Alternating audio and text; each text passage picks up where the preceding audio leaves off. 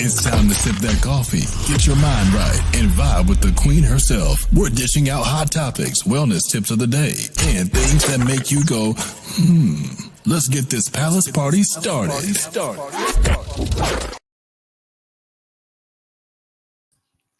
All right. Welcome. Good morning, everybody. Happy Wednesday.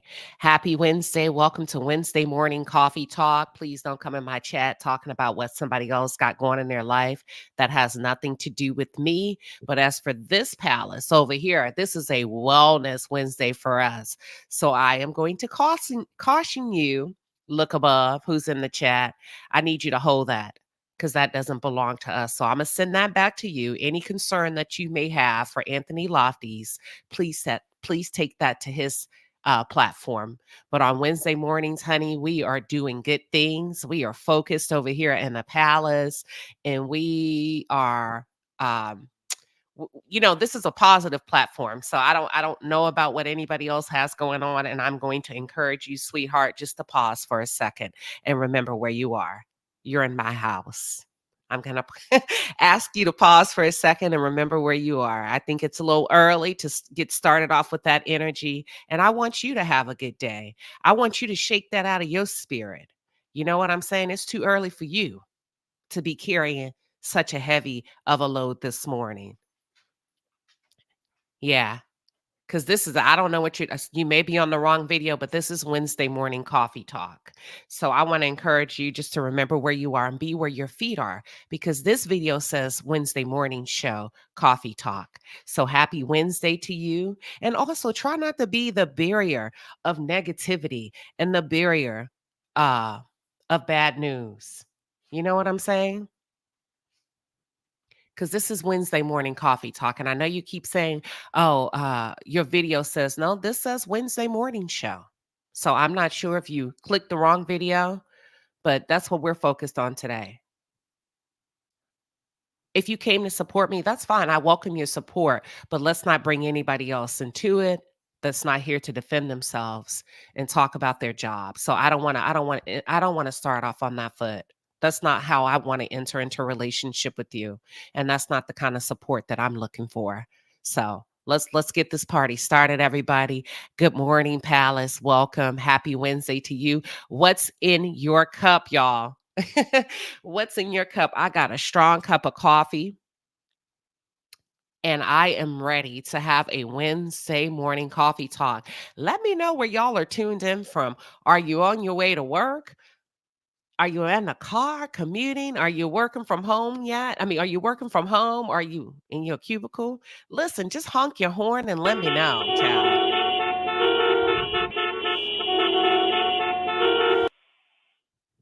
All right, it looks like we got people tuned in while they're driving to work. If so, welcome. Please be careful. We appreciate y'all pulling up. We got LA Girl who's working from home. Alicia is working from home. Welcome to all the new members. Essie's on her way to work. Don't be late, Essie. But listen, you can always stop for your coffee if you had. Oh, I forgot to do that today. I am so sorry, y'all. Charge it to my head and not my heart. Good day, Fit Diva 1979. Yes. Miss Beverly, only drinking water today? Dang, girl. We got some people getting ready for work. The Prince of Peace, Chef Dun Dun, good morning. I see you. Well, listen, welcome to Wednesday Morning Coffee Talk, y'all. I am ready. There has been a lot going on in these YouTube streets. There's been a lot of hot topics, a lot going on with Love and Mayor Tunstall. It's just been a lot. It's just been a lot. So I just wanted to say to the palace, listen, I appreciate y'all. I really do. Y'all have shown up and showed out in the most thoughtful ways, in the most impactful ways, right? As a Black community, we have done things that people often say, why don't, when people get together, they do A, B, C, D. We've done that and we are doing that. So kudos to you. And I just wanted to pause for a second and recognize all of you that pull up and support in ways that are impactful and healthy and that push the needle along. That come to bring people together as opposed to pulling them apart. So thank you all. I see you. Good morning, Bernita Hayes. She says, good morning, Queen Sheba, getting ready for work, sending lots of love from Alabama. Good morning to you. Is it hot where y'all at? Because I know it is hot down here, honey. It is hot, sweltering hot, and I don't play outside when it's that hot. Is it hot where y'all are tuned in from? And as a matter of fact, drop it in a chat. Where are y'all tuning in from? The Asset Noir, welcome back from your vacation. She says, good morning, Queen Sheba and Palace. I'm back on the block. Girl, you dropped some beautiful photos. Welcome back. I'm glad you had a safe trip. Welcome back. Welcome back. Deidre, I see you. Welcome back. Yes. So where y'all tuning in from? Oh, mango tea. Mango tea. We don't have a lot of coffee drinkers this morning.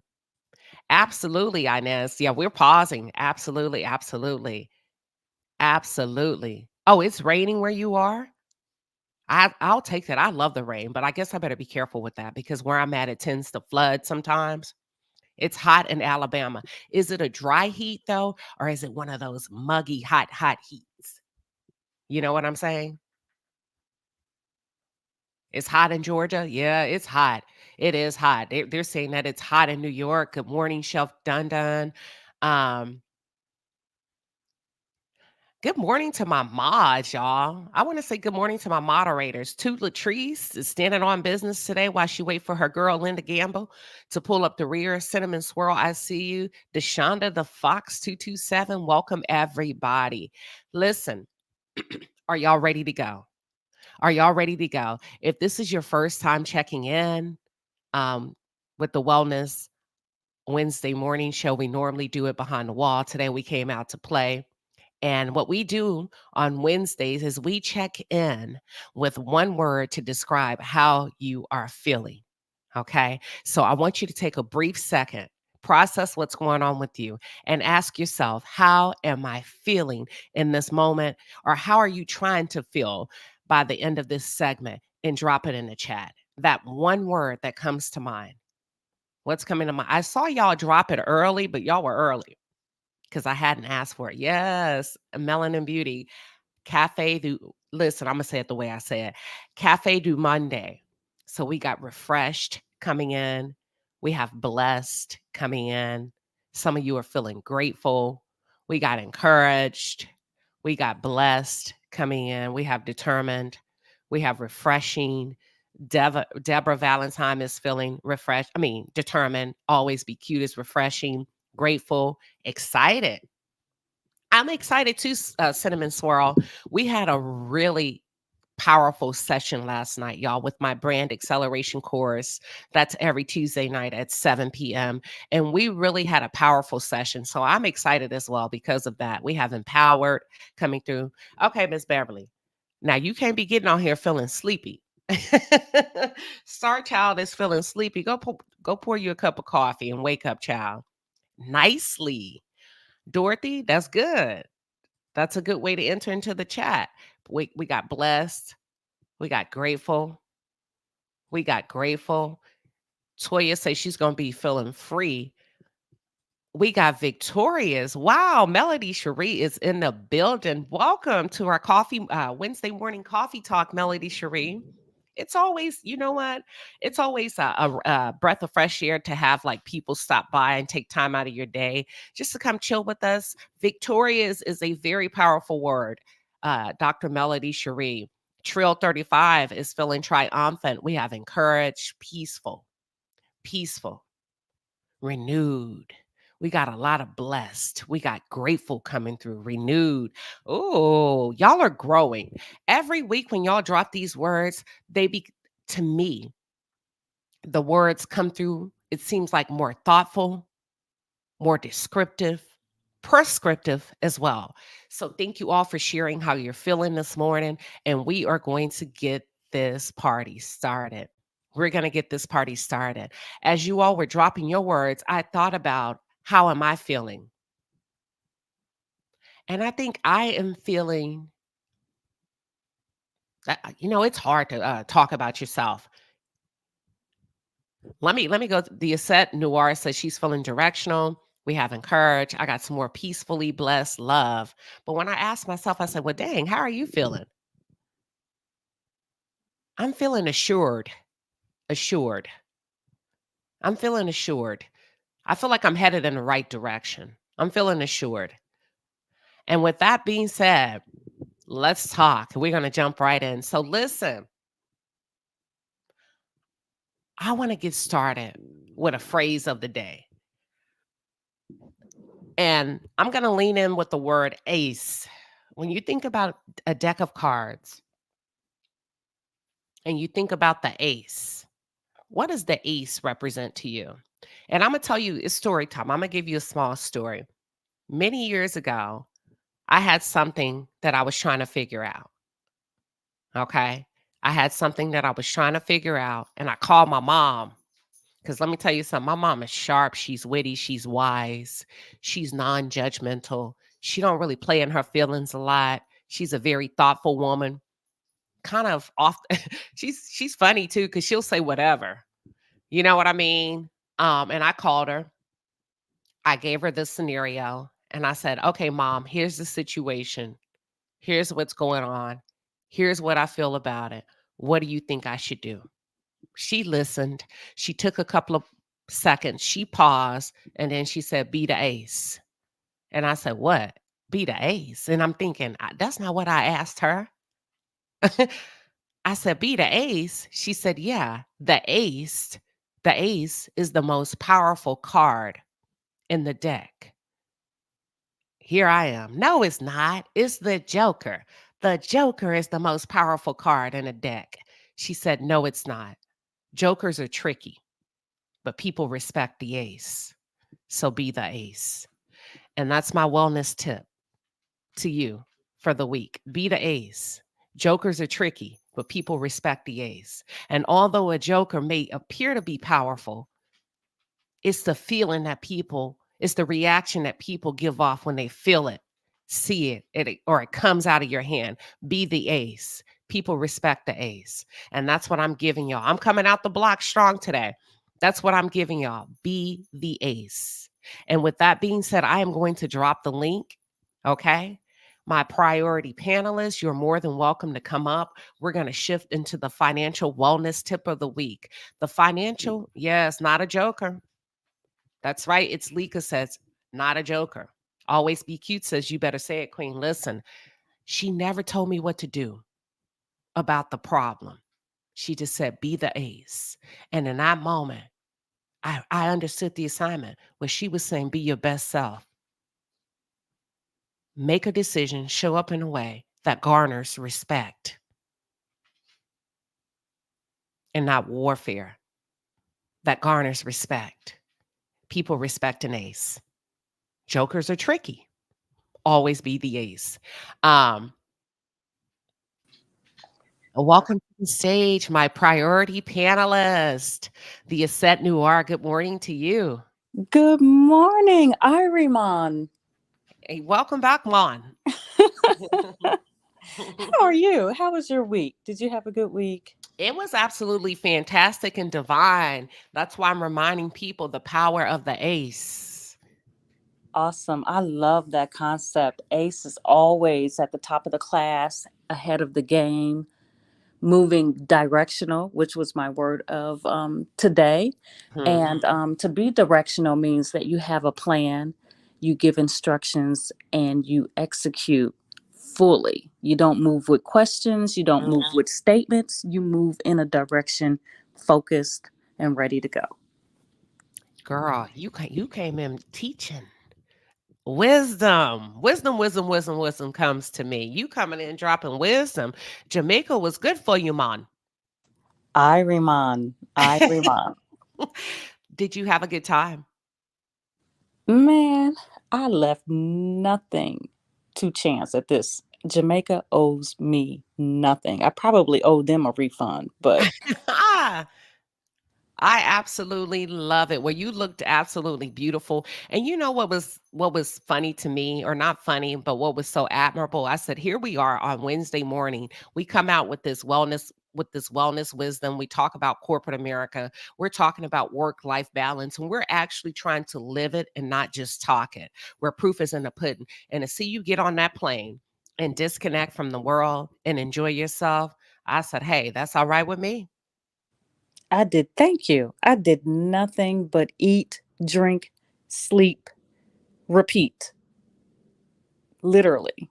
Yeah. No internet, no social media, just myself and my husband enjoying our time. I have actually taken off this week so I can recover from last week being in Jamaica and getting back last night. So uh, today I'm going to rest, eat, drink, and repeat. I know that's right.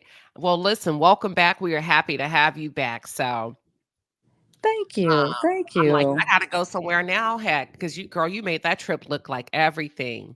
And Red Ann says there's more aces in the deck than jokers. Yep, yep. Be the ace. Deborah, welcome.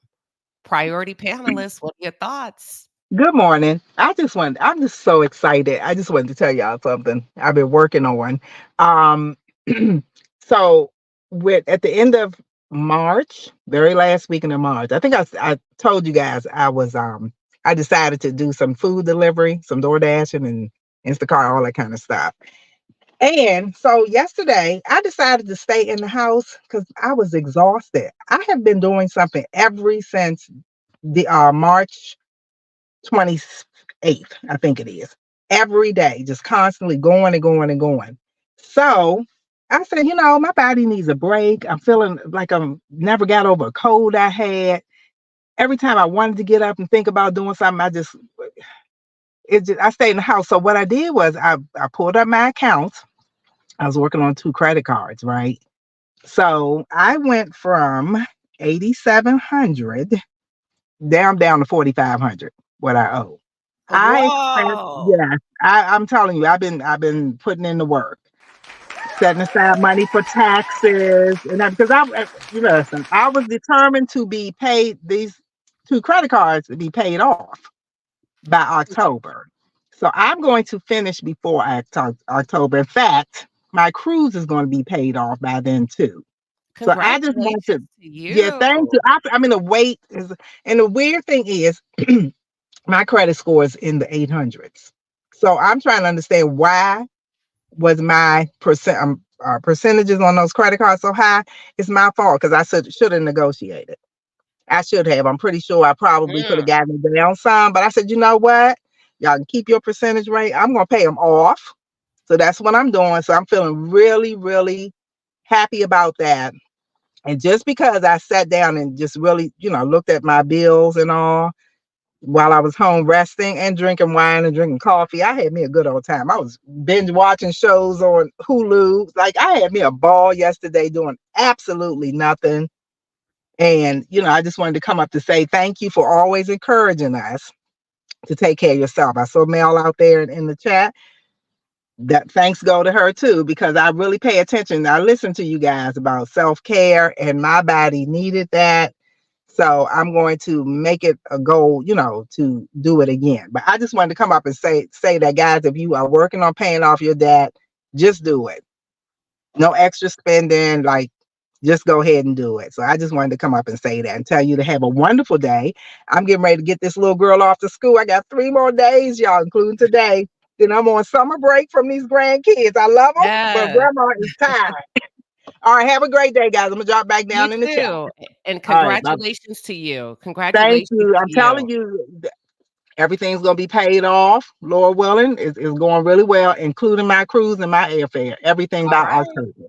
Yep. I'll talk to you guys later. All right. Well, thank you, Deborah, for sharing. And what Deborah's talking about is on Wednesday morning, we also give financial wellness tips, you guys. And one of them was to start to pay off your credit card bills and start with the lowest one. Because what we're trying to do is we're trying to create a sense of freedom, no attachment to anything that would bound us. And when we think about bondage, a lot of us are not free to move about the cabin because we're bounded to ourselves by way of debt, self desires, overspending, putting ourselves in positions where you got to go to work as opposed to you get to go to work. Let me say that again. Debt is bondage. And we're not necessarily financial experts, but we share a little bit of wisdom enough to make you dangerous that can open up a little bit of space for you to have the freedom and the flexibility to move about the cabin. You know what I'm saying? So that you are in a position where you get to go to work as opposed to, I gotta go to work. I gotta go to work because I owe these people this money for this car. Girl, I gotta go to work because I need to pay this off. Girl, I can't go on vacation because I gotta go to work because I got A, B, C, D. And we trying to free people up from that.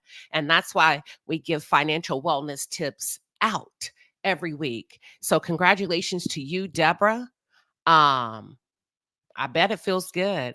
This week's financial wellness tip is supplemental insurance. If you do not have, consider purchasing supplemental insurance, hospitalization, critical care, and accidental insurance. That will give you income coming in should you have to take off from work.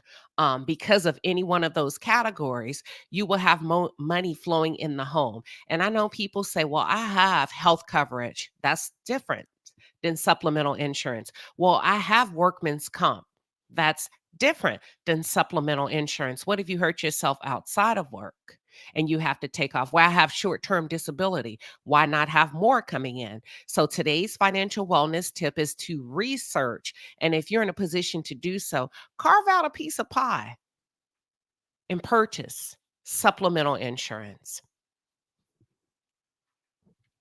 That's what I'm giving you today for the financial wellness. I mean, not the the financial wellness tip. Yep.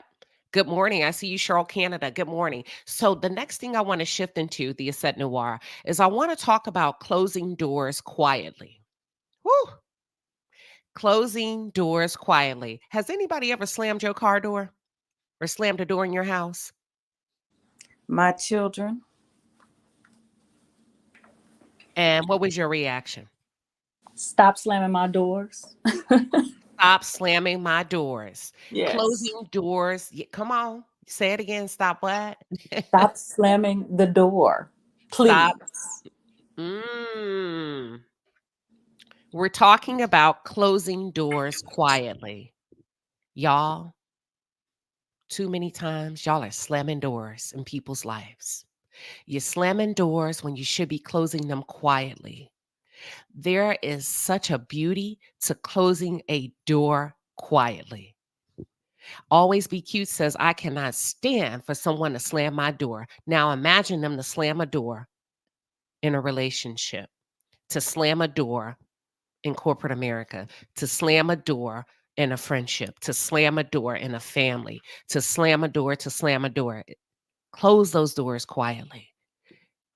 It's almost similar to a pause, the asset, because when I close the door quietly, or when you close the door quietly, it leaves room for evolution. Should you need to open it again, or should that person need to come knocking again?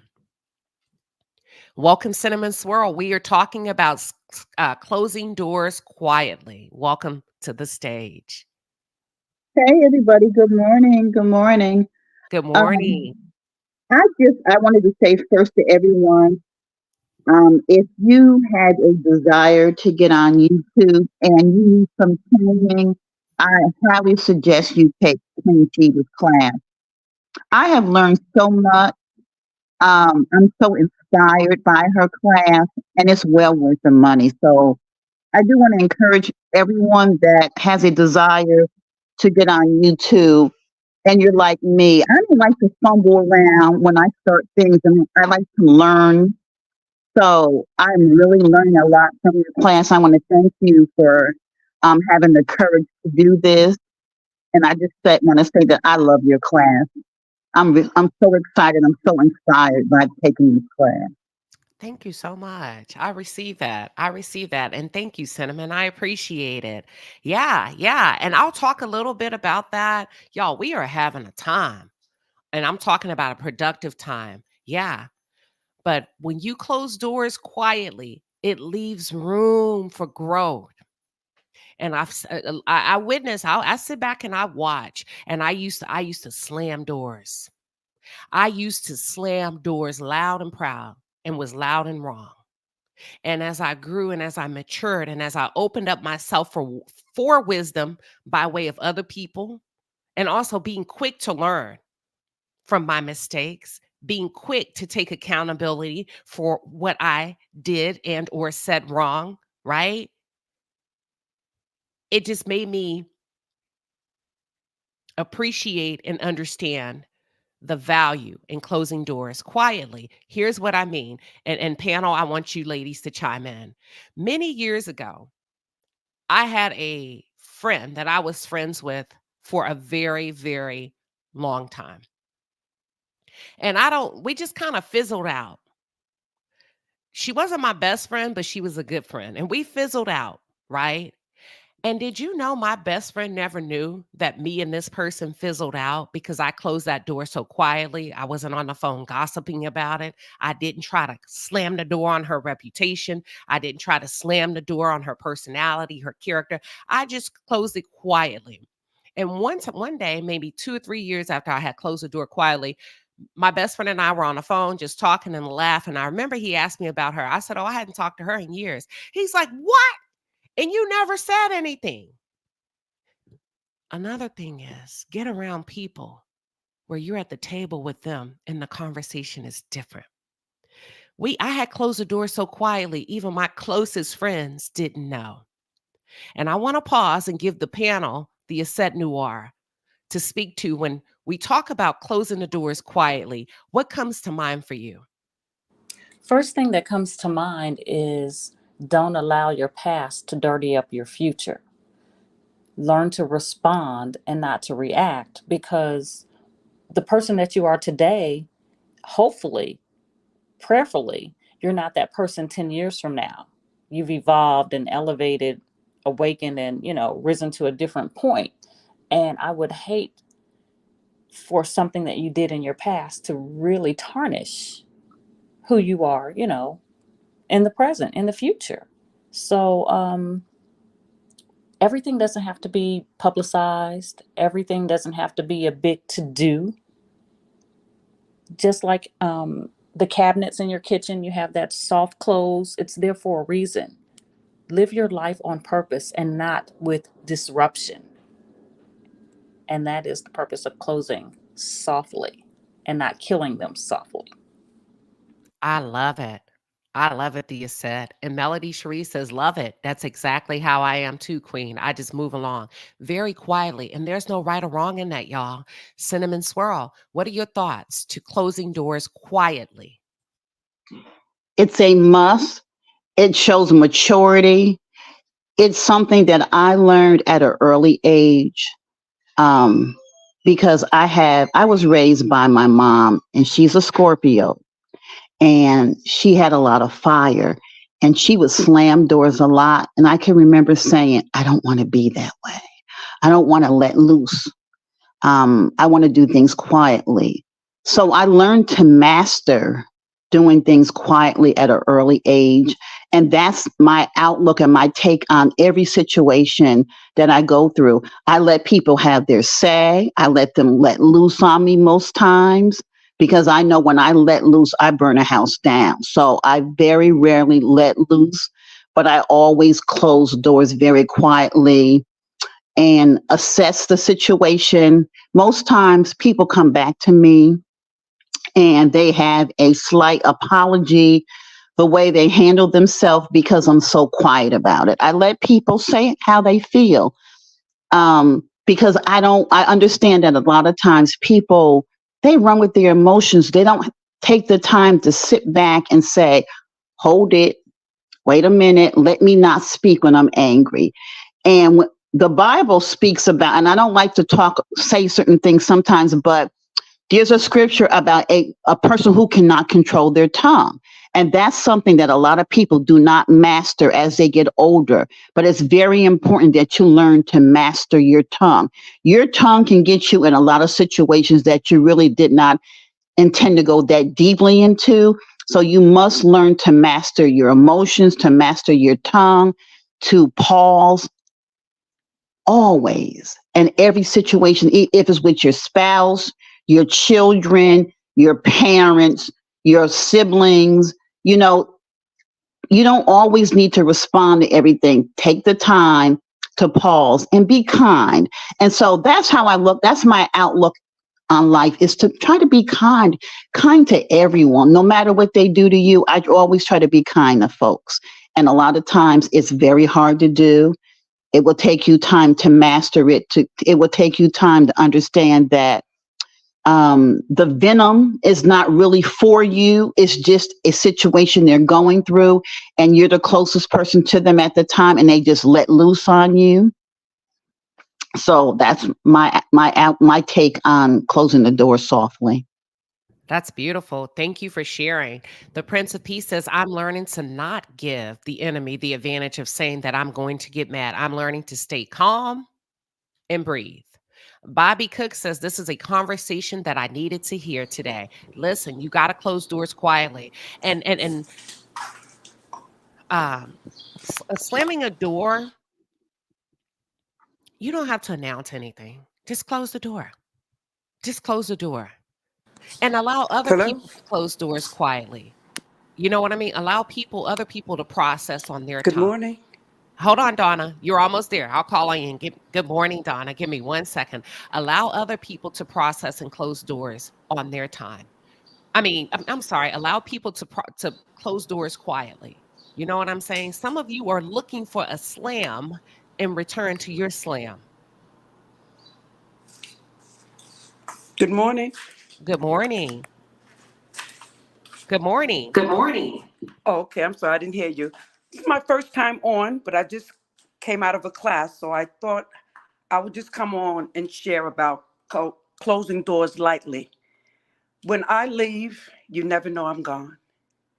I just walk out, and you'll just happen to notice that, wow, she's not there anymore. No speech about it, no talk about it. I just disappear. It makes it easier. I love it. I love it. Be blessed. Thank you for coming Thank up. you for coming up. Shiba, can I add one more thing? Hold on. We got an echo. So Donna, you have an echo on your phone. Is it good now? I had a speaker on. I Mic just check. finished teaching the class. But yeah, I'm out now. Okay, well, thank you for coming up and sharing. All right, bye-bye. Okay, bye-bye. Cinnamon Swirl, go ahead. When you close that door quietly, 9 times out of 10, that situation, whatever it is, and that person, they may or may not circle back around to you, but even if they don't acknowledge it, they will acknowledge to themselves the quietness, because they didn't receive hurt back from you. And that really makes a big impact on a lot of people, and it teaches them to start to do the same thing. That's beautiful. And you know what that brings to mind? I led about closing doors quietly with this God rest her soul. And it wasn't, I can't really remember why or how and none of that. But can I say this? None of that makes a difference. Right. None of that. I was talking to my cousin. And we were talking about people that become disruptive to become destructive, people that create a swirl in order to leave when you can just leave. You don't have to shift anything to anybody else. You can just simply leave without somebody being right and somebody being wrong.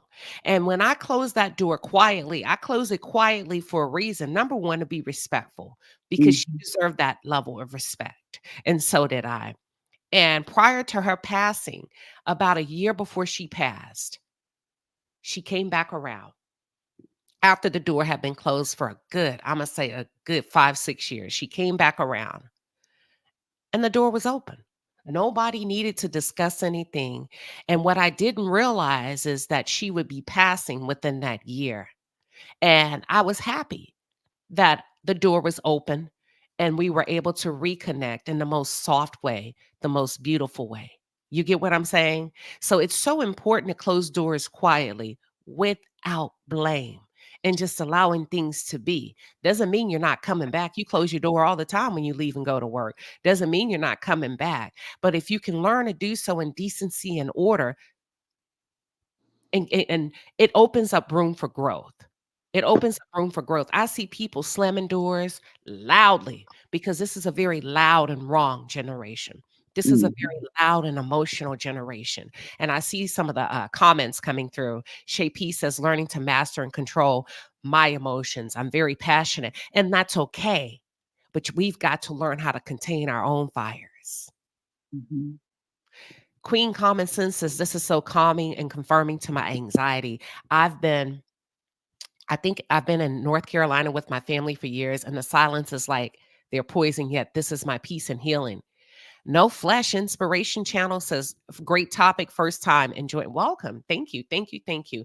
Let me read my super chats really quick, and then I am going to allow the panel to elaborate or speak to anything else that they would like to add. Give me 1 second. Money, money, money, money comes to me, flowing effortlessly. Money, money, money, money comes to me, comes to me, comes to me, comes to me.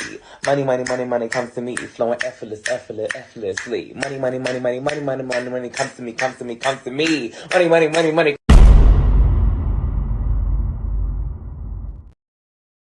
Yes, flowing effortlessly. Ramel with a 5-piece and a pepper says, thank you, Queen, for this topic. I needed it today. Hell, we all do.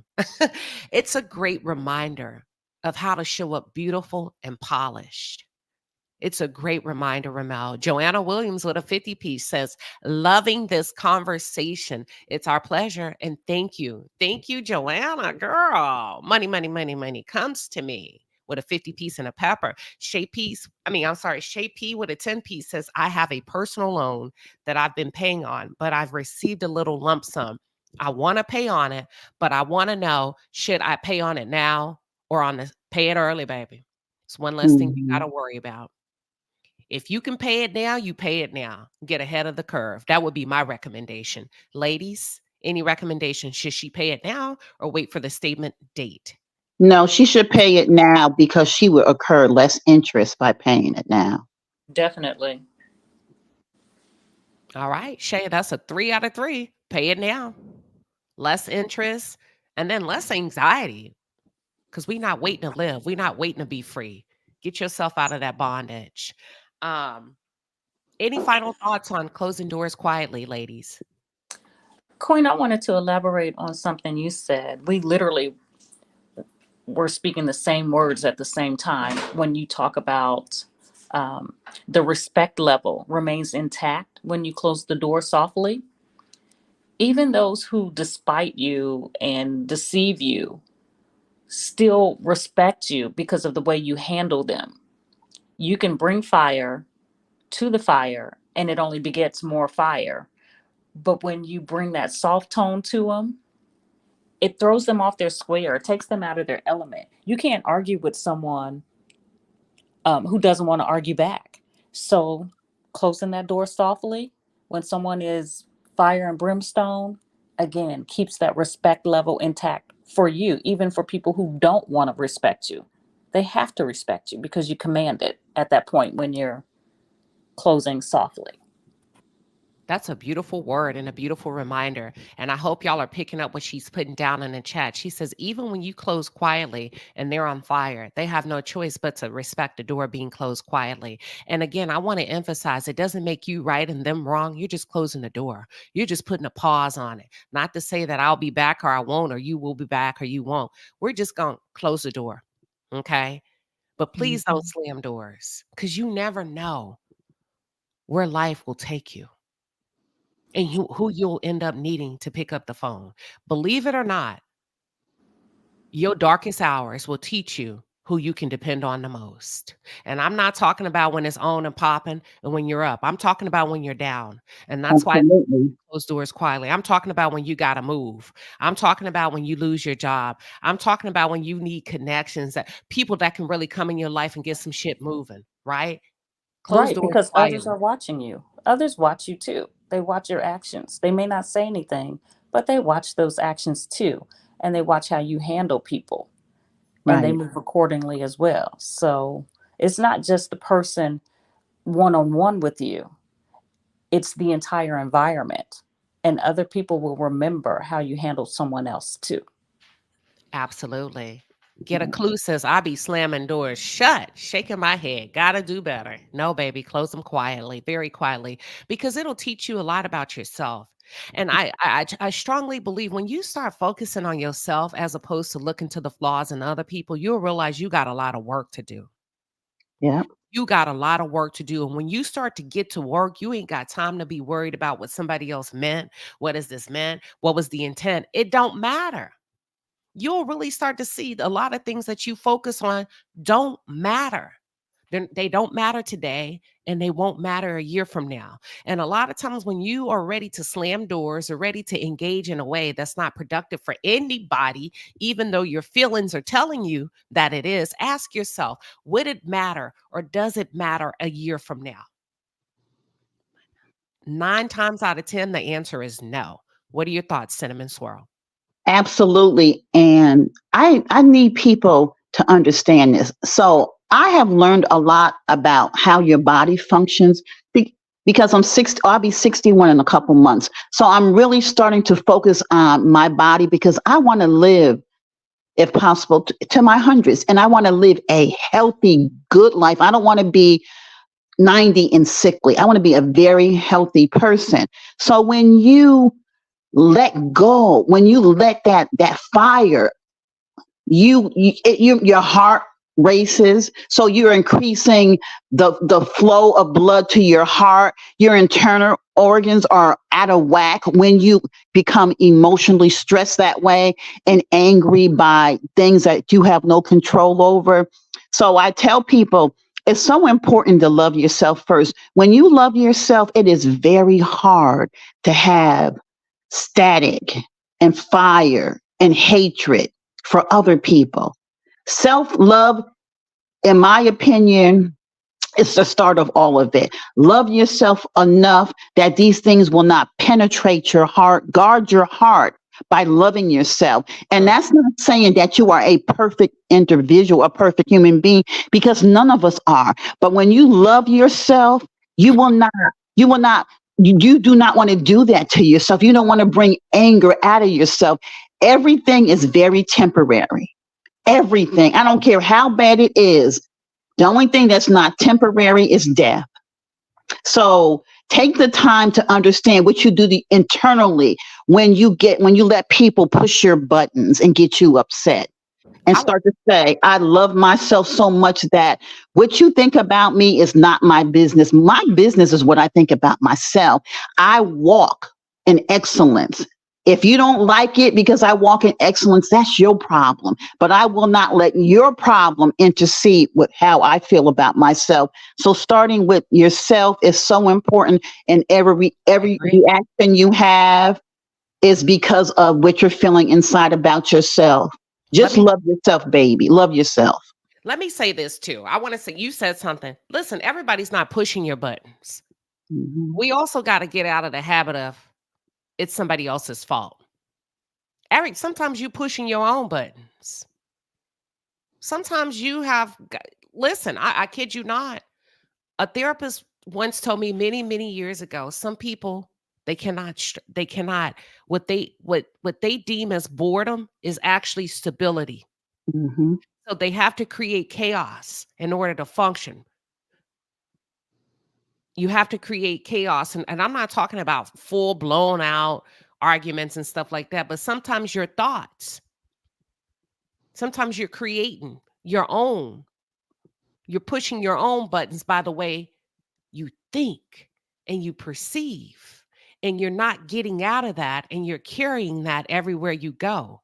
Sometimes you got to close the door quietly on your own self Mm-hmm. and make the decision that I am determined. I cannot keep doing this. I have one rule. I know people do, what is it called? New Year's Eve. What is it called? Resolutions and goals. Mm-hmm. And when you set your goals, what's the word people use, y'all? Is it goals or resolutions? Resolution. Resolutions. Okay, resolutions. My only resolution is to do better than what I did last year. And that's by taking inventory of myself, whether it's my body, the way I look, my mind, my spirit as a woman, the way I think, because the way you think actually comes out of you Mm-hmm. and it lands. Remember, we talked about change. Oh, Sunday sessions behind the wall. We had a hell of a conversation this past Sunday. If you missed it, it's members only. It's a Sunday session where you call in, and the priority panelists and myself, we take on those tough questions that the viewers call in with. And boy, we had a tough one. And we were trying to help figure it out. But what we were talking about was change. Change occurs in two phases, on the inside and then the outside. But a lot of us try to clean up the outside. But what people feel is the inside, right? And we try to mask it. So sometimes we need to close the door on ourselves. That's what I wanted to say. That's great. That's really Yeah. good. That's really good.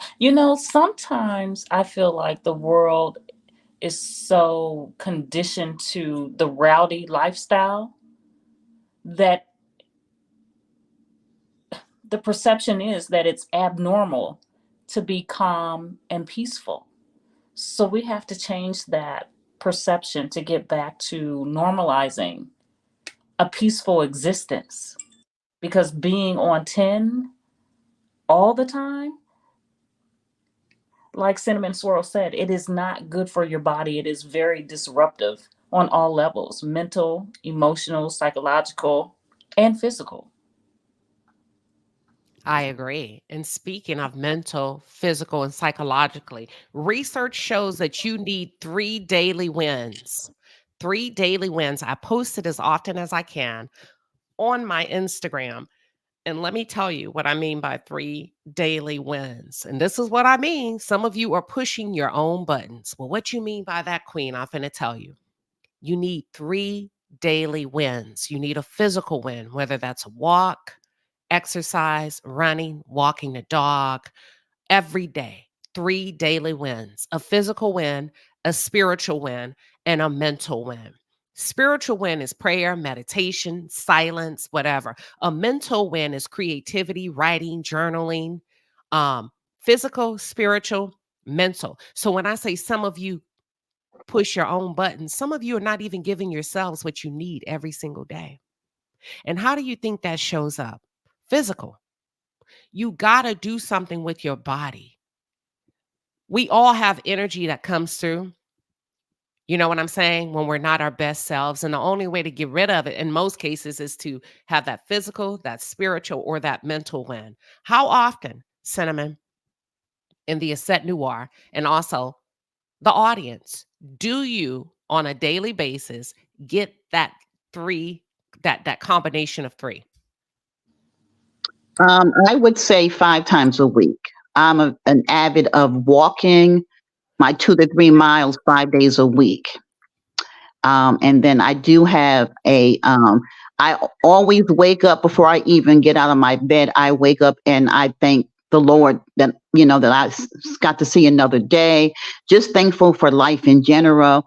And telling other people that I love them, that I care about them, and that I show up for them I would say, is like the third win that I have pretty much every day. So how often do you get the combo on a weekly basis? All three. Because research says we're supposed to Two. have all three every day: a spiritual win, a mental win. That's a mental health win. That's where you Mhm. have to listen. Listen, I love talking about this kind of stuff, and I'm starting to talk about it more. A mental health win is where you get out of your own head and you are creating, you are writing, you're journaling, you're praying so that your thoughts don't eat you alive. So when you think about the combination, my question again is, how often do you get all three?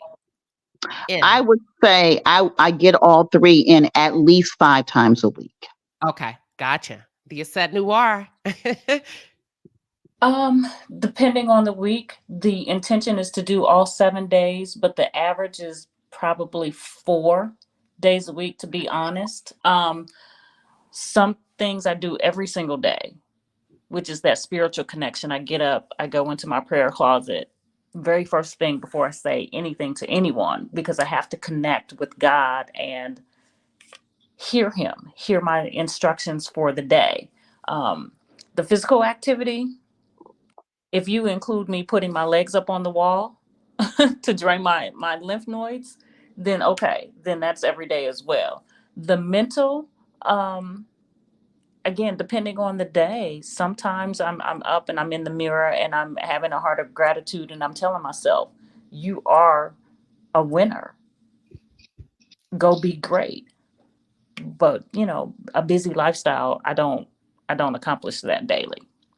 Okay. That will be my new goal. So I'm gonna add that to my 6 immediate goals. That will be my new goal.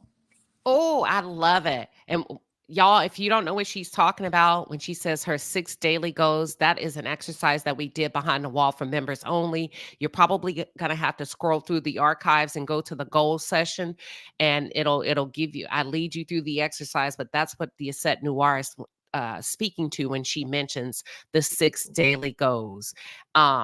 If you think about the 3 daily wins, the physical, the mental, and the spiritual. Think about it. So think about what we do on a day-to-day life. What are you doing that's so important that keeps you from getting what research says that you need to get or receive to live a healthy and an optimal life? What's so important that has stopped you from connecting and creating a strong mind, body, soul connection, spiritual, mental, and physical? And you see how quickly this world is devouring you. Think about it. We supposed to get it every day, and most people in third world countries get it every day. But here we are in the good old US of A, and we are too busy to pour into ourselves physically, mentally, and spiritually. That's bondage, if you ask me. Mhm. If it's work, well, girl, I had to work. That's bondage. If I don't have enough time to get in, and I'm not talking about like that kind of exercise, just a physical win, mental win, spiritual win, where I can disconnect, pray, meditate without feeling rushed. I'm going to be late for work. The kids are going to bust through the door. My husband is going to need something. My boyfriend's going to need all of that spiritual, right? Then we think about the mental. We're not creating enough. We're not creating enough as a society. We're not creating enough as a community. We are not creating enough. We have become the least innovative generation there is. We have computers that think for us. We have technology that develops for us. We're no longer deep thinkers. But if research says that if you start to create and write and journal and all of that, there's got to be a level of freedom to that. And then when we compile all of that together, imagine how dangerous you would be in your life when we think about thriving. So that's why I said sometimes you're pushing your own buttons. You haven't evolved when the goal should be to be better than I was last year. To be better than I was last year. And when you think about a strong body connection, I wanted to bring it up to give you the right definition. The idea of a strong mind body connection is that it's the idea that a person's wellness, your wellness comes from your mental, your physical, and your spiritual health. And if you are showing up destructive and slamming doors everywhere you go, they're saying you're not well in the mind and body. I'm going to pause. Let me go warm up my coffee. The Asset Noir, I'm going to drop the mic and let you and Cinnamon talk that one out. That's hard to follow. That was It's so very hard to good. follow. So good. So I will say this, owning a wellness center, I see clients that come in and they are so physically dilapidated that it's really hard to design a protocol for them. What I have noticed, and it has begun to work very, very profoundly, is when we incorporate the mental aspect of it for them and the spiritual aspect for them to connect with their inner self, their inner peace, and God and source and the universe. Their treatments, their protocols um, just catapult their physical body in such a way. So to hear this, Sheba, mind, body, and soul, which is exactly what you said, spiritual, mental, and physical, you can't get away from it. We have to do it. We have to make it a priority to do it. So thank you for bringing that to the forefront. I agree. I agree. It's mind blowing. That's why I said, like, it's so simple and it's mind blowing because when you think about it, and if you just pause, you're like, damn, I got a lot of work to do. That's why I said if we get busy really working and focusing on ourselves, what we got going on, as opposed to telling ourselves a story about what everybody else got going on, you'll realize you got a lot of work to do. And when you start getting to work, it's like tending to your own garden. Have you ever gotten lost in yard work or landscaping? I haven't, but I watch people that do. And I watch them start and they start pulling the weeds and pulling the weeds. And at first it looks like a mess. And then you come by, if you're doing a walk or riding a bike or come by a day or two later, the yard is actually beautiful, beautiful when they're done. So we got a lot of work to do tending to our own yard. What are your thoughts, Cinnamon? As we speak, I'm tending to my own yard. I'm actually on the floor with my feet up. So I'm tending to myself right now. It's a must. It's a must. We have to not focus on what anyone else is saying or doing and letting people, like you said, it's our, we have to get out of our heads. And when you start to focus on your own well being, how to make your life better, how to make your finances better, how to make anything that you don't like about yourself, focus on that yourself and how to better yourself. It will make you such a happier person. And that's what life is about. Life is too short to focus on negative things and to focus on something you can't control. The only thing you can control is yourself. So why not work on yourself to make yourself a better person? It's a win-win for you. I agree. I agree. So Crafty Lion stopped by and says, good morning, all. I'm in the office and can't join this morning, but I want to wish you all a blessed day. Thank you. We appreciate you and the 20-piece So Crafty Lion. Have a beautiful day at work. Concrete Rose 0219 says, at work on my break, listening in the bushes, but folks so dysfunctional, they think it's normal living. Listen, I don't know how deep I want to go. That intensity that lives inside of you, if you don't start pulling those weeds and creating that mind body connection, it leads to death. It could lead to death. It could lead to a premature death by way of chronic illness. Chronic illness. You can only be in a heightened state of emotion, disdain, irritability, anxiety, unfulfilled, feeling unloved, lonely before your body starts to attack you and not work on your behalf. That's why you rip out the weeds from the garden, because otherwise it kills the other plants and it takes over, creating a strong mind body connection. And yeah, you do. They do think it's normal, but think about the people that don't tend to their lawns. Right. And you drive down streets and the lawns have been overgrown and you think, I'm just putting it in layman's terms. I love creating visuals for people. And you be like, they need to cut that damn yard, but they become accustomed to it. It's a normal way of living. It doesn't bother them. It bothers us. It bothers you. So you're absolutely correct. You're absolutely correct. Dang, y'all. We got a lot of work to do. We do. Get a clue says, that's okay. It's a beautiful thing because you rather know now as opposed to later. You rather get to work now as opposed to getting to work in your late 40s or 50s and thinking, how come nobody didn't say nothing? They did. They said something, they left. Quietly. Come on. That's true. Exactly. Wow. They They closed the said door something. softly. They closed the door softly. They Hmm. closed the door softly. They quit inviting you. They quit responding to you. They quit asking to you. They moved on. They said something very quietly. Yeah. Yeah. And I'm sharing that because there's a word that says my people perish for lack of knowledge.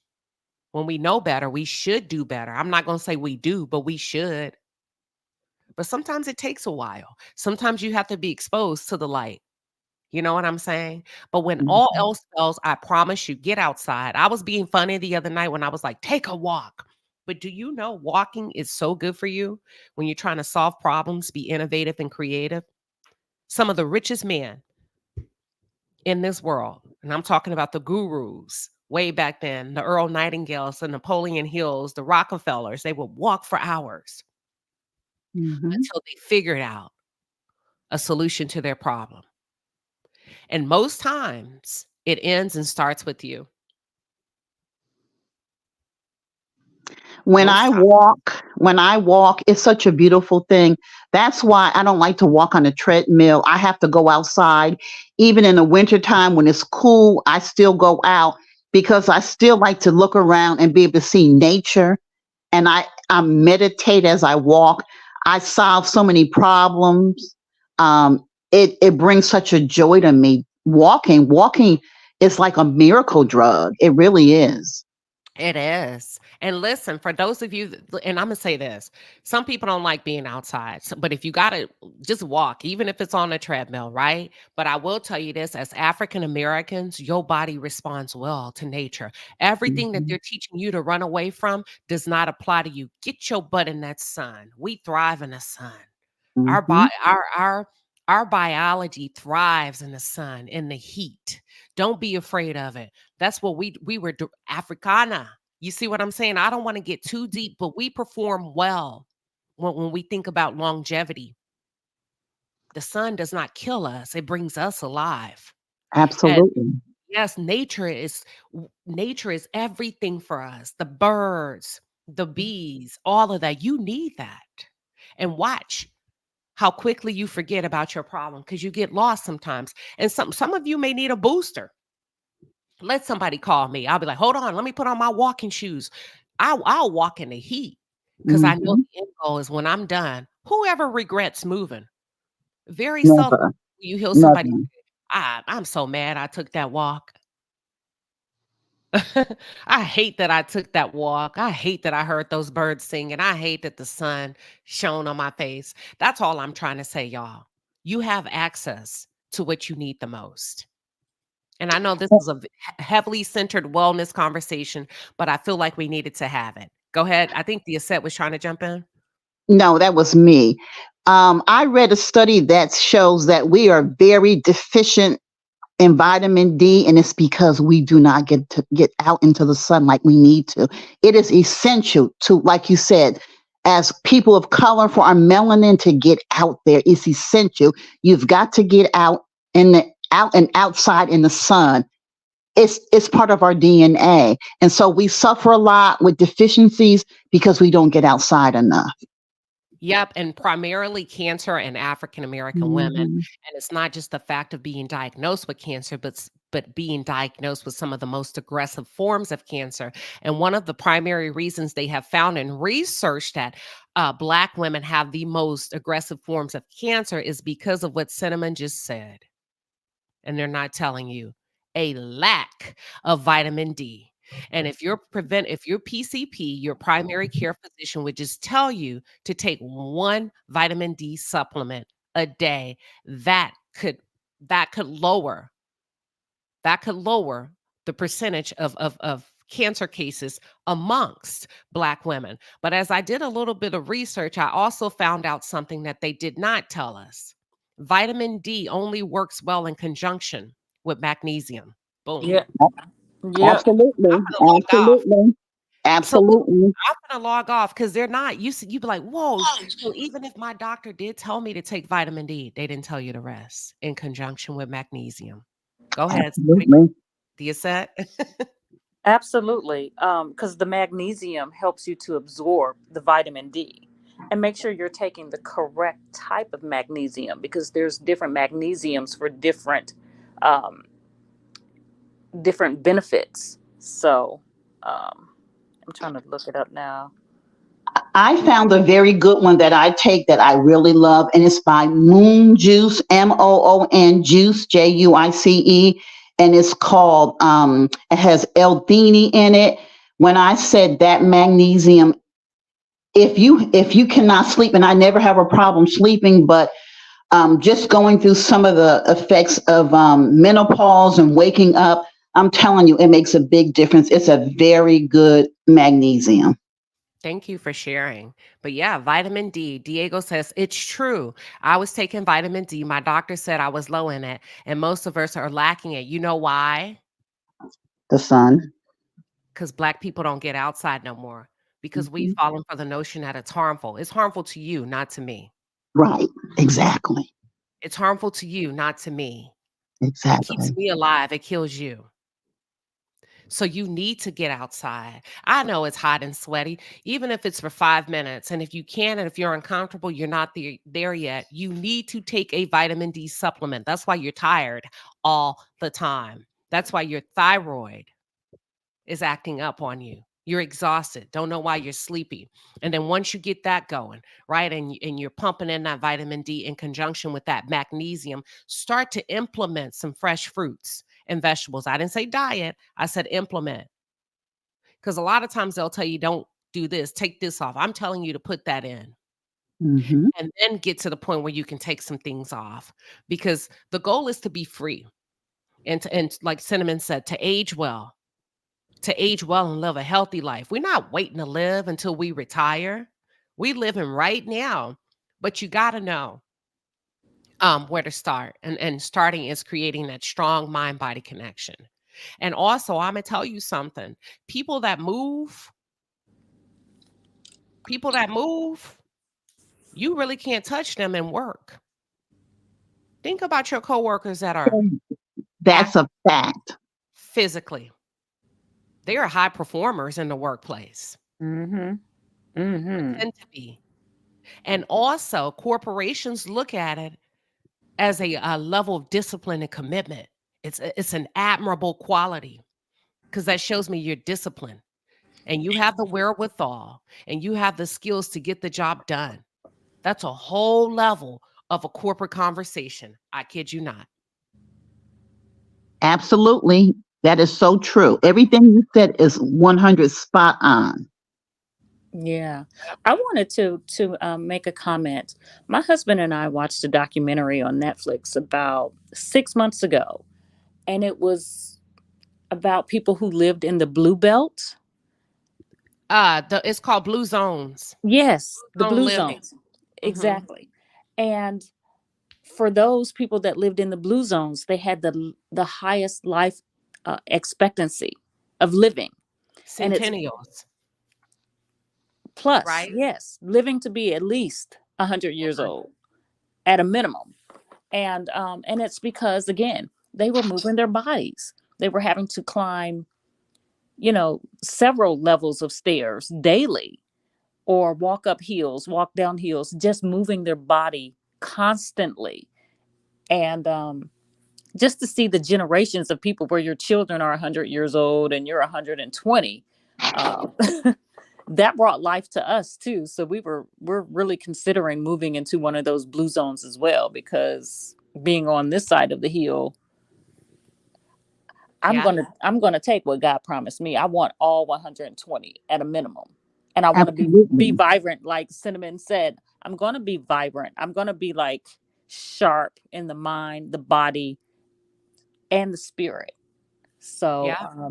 and it starts with moving your body, even when you have surgery, or when you're down with the cold or the flu or whatever. That's what your doctor tells you.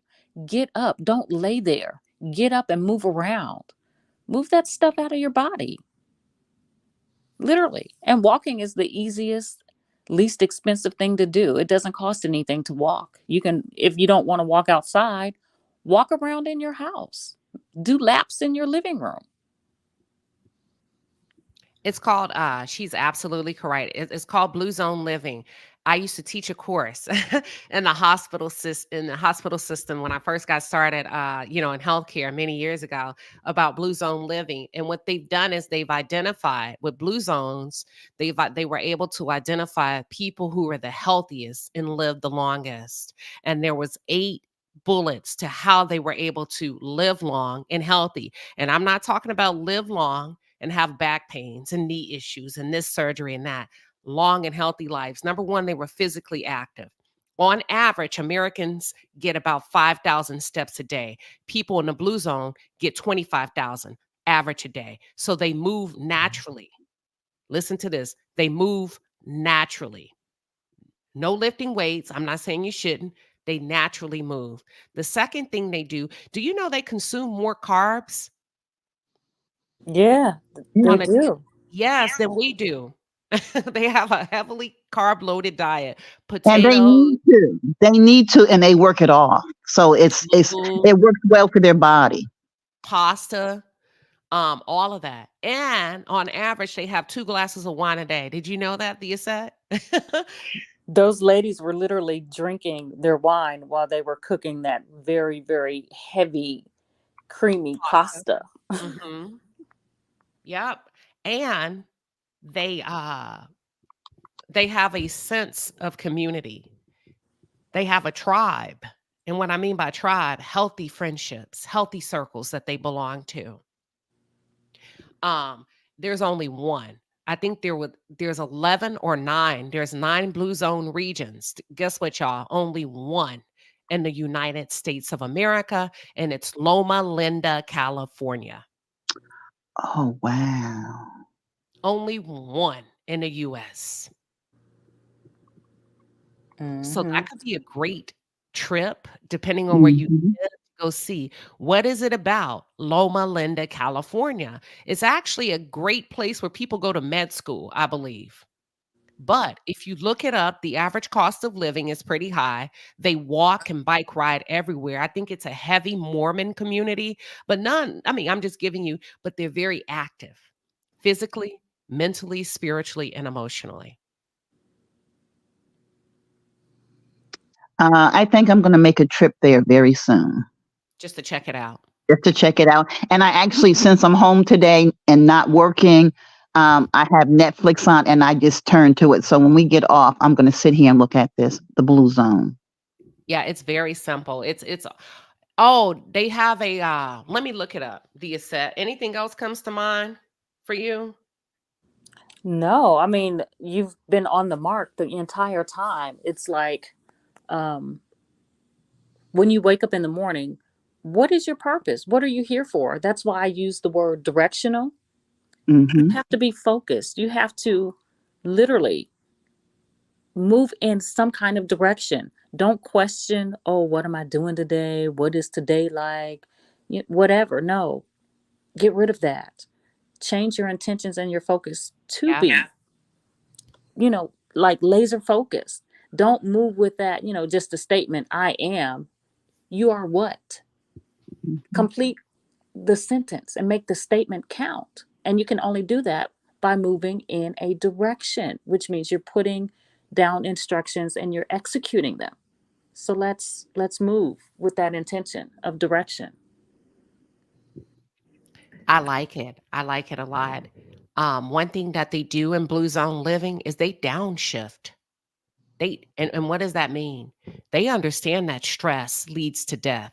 We actually open up the door and we purposely raise our hand to live stressful lives. Give it to me. I'll do it. I'll do it. I'll work that extra shift. And I'm not saying that you should or should not. But when you think about working that extra shift, let me ask you this. Why are you having to in the first place? Not saying that you should or not, but why are you having to? Is it because of financial bondage that you're That, in? that's the number one reason, I believe. Or are you doing it because you're creating a little bit of work-life balance and I'm doing it because I'm going on vacation? That's completely different. Are you doing it because you're trying to escape bondage? And then ask yourself, damn, how did I get here where I got to pick up extra shifts or I got to do all of this just to make it? whoa, because research shows that if I don't establish some boundaries within myself, I may not be here to make it if I keep working at this pace. And I don't know what I'm striving towards if I have this revolving door of bondage, whatever that bondage is. So one thing that blue zone people do is they downshift. They turning it off, baby. Here, I think in America, y'all call it quiet quitting. That's why what those millennials and Gen Zs be doing. Hell no, I'm done. I'm off at 4. As a matter of fact, I'm off at 12 when I'm not supposed to be. That's called downshifting. Absolutely. Absolutely. My grandmother termed it years ago when I was a little girl. She taught me how to develop the limp wrist syndrome. And it was, oh, not that you can't do it, but you don't have to do it every time. So if someone else is going to step in and do it, let your husband lead. Let him do it. Don't break him, but get the limp wrist. If you're at your job and there's an overachiever there, you guys are making the same amount, the same salary. Let them stress themselves out. You get the limp wrist. Oh, I can't. I can't today. I'm sorry. I can't today. I'm busy. You might not have to do anything when you get home, but your time is non-renewable. You can't allow people to just gobble it up Yeah. and just disrespect it. So yeah, I learned the limp wrist a long time ago. So, and child, when I go to work, I'm on the clock for 8 hours, but like I said before, I've automated everything. I do about 30 minutes worth of work of Yeah. their time, corporate time, and about 7 hours of wellness noir time. Because technically, you really don't have to. Listen, when you figure out the game in corporate America, have y'all read a book called The 4-Hour Work Week? Mm-hmm. And we're The, trying to get to the 4-hour work month. thank Oh, you. wow. Okay. Listen, I love that. I love write it. it down. It's called The 4-Hour Work Week. I have the book. It's a phenomenal book. And oh, I don't even want to ruin it for you. He talks about how corporate America rewards sacrifice over productivity. Y'all, Mhm. that's stuff that we're going to start talking about more. How you sacrifice your family for a check, where you work in all of these long, and the people that corporate America praise the most are the ones that are sacrificing everything in life as opposed to productivity. And when it comes down to it, if you really look at it, you can get all that stuff done the whole week in about 4 hours. Mm-hmm. That's the book by Timothy Ferris. Is that the Yes. one you're speaking of? Yeah. Oh my God. I love that book. Um, check it out. The 4-Hour Work Week. Row Reviews says, yes, both of my kids were born at Loma Linda Medical Center, both 10 years apart. They have the best team. Somebody else said, it's not a Mormon community. I'm sorry. Thank you for that correction. It's not a Mormon community. It's a Seventh-day Adventist community. Adventist. Yeah. Adventist. Adventist. Community. I grew up in a Seventh-day Adventist church. We preach less meat, more veggies. Yes. Hold on. And somebody else said something about Loma Linda. Loma. It's called Ernestine. It's called Loma Linda. Loma. And then the word Linda, California. I'm actually going to go there to visit to see, I just want to visit and know what says some of the best doctors come out of Loma Linda, California. In addition to watching Network, I also want you all to do your own research on Blue Zone Living. Okay, it's going to give you the regions all over the world that people are the healthiest and they live the longest. And Loma Linda, we only have one region in the United States of America, and it's Loma Linda, and most people go there to become medical doctors. Bravo Addiction. Vivian, welcome. Hey, how are y'all doing? We're Hey. good. How are you? Good morning. Good. This is amazing. I love this kind of topic. It just makes me feel good hearing it, about because to me, it's just about positivity about yourself. It So is. it is. Yeah, I just love it. I mean, one of the things that I've done, last year I wasn't good with it, so I had to pick it back up. But I love to stretch. I have RA. And I love to stretch, so I made it into like my own little. Well, for me, it's huge stretching routine, and I can go from 45 minutes to 2 hours of just stretching. And I do meditation, prayer, Every morning I go outside, whether it's raining, cold, or whatever. Just even if I just go stand and just take it all in. Um, and I read a lot. I do. I read a lot on average, about a book a day or not. Sometimes, if I'm on vacation, like I'm doing a lot of vacation weeks now, I don't read as much for some reason. But when I'm not, I read more. I don't know what that is. It's a flip. So yeah. But this is wonderful, and thank you for doing this. I'm glad I caught it. I really appreciate your channel and this board. I just love these kind of talks because I think we need to get back into self and loving self. And sometimes it's hard. It was hard for me last year, and I think for me moving into like a softer phase of my life because I had worked so long in restaurant management and doing all these other projects along with it, to where I was on my feet from 14 to 17 hours a day for years, it was hard for me to transition, and it caused me a lot of stress.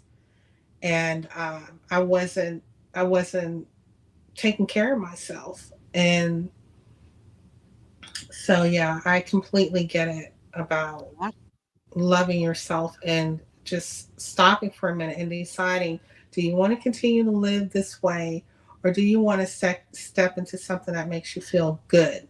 Yeah.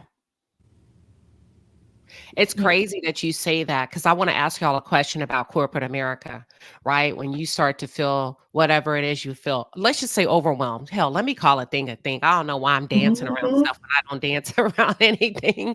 Listen, let's just say in corporate America, you start to feel feelings of just being overwhelmed.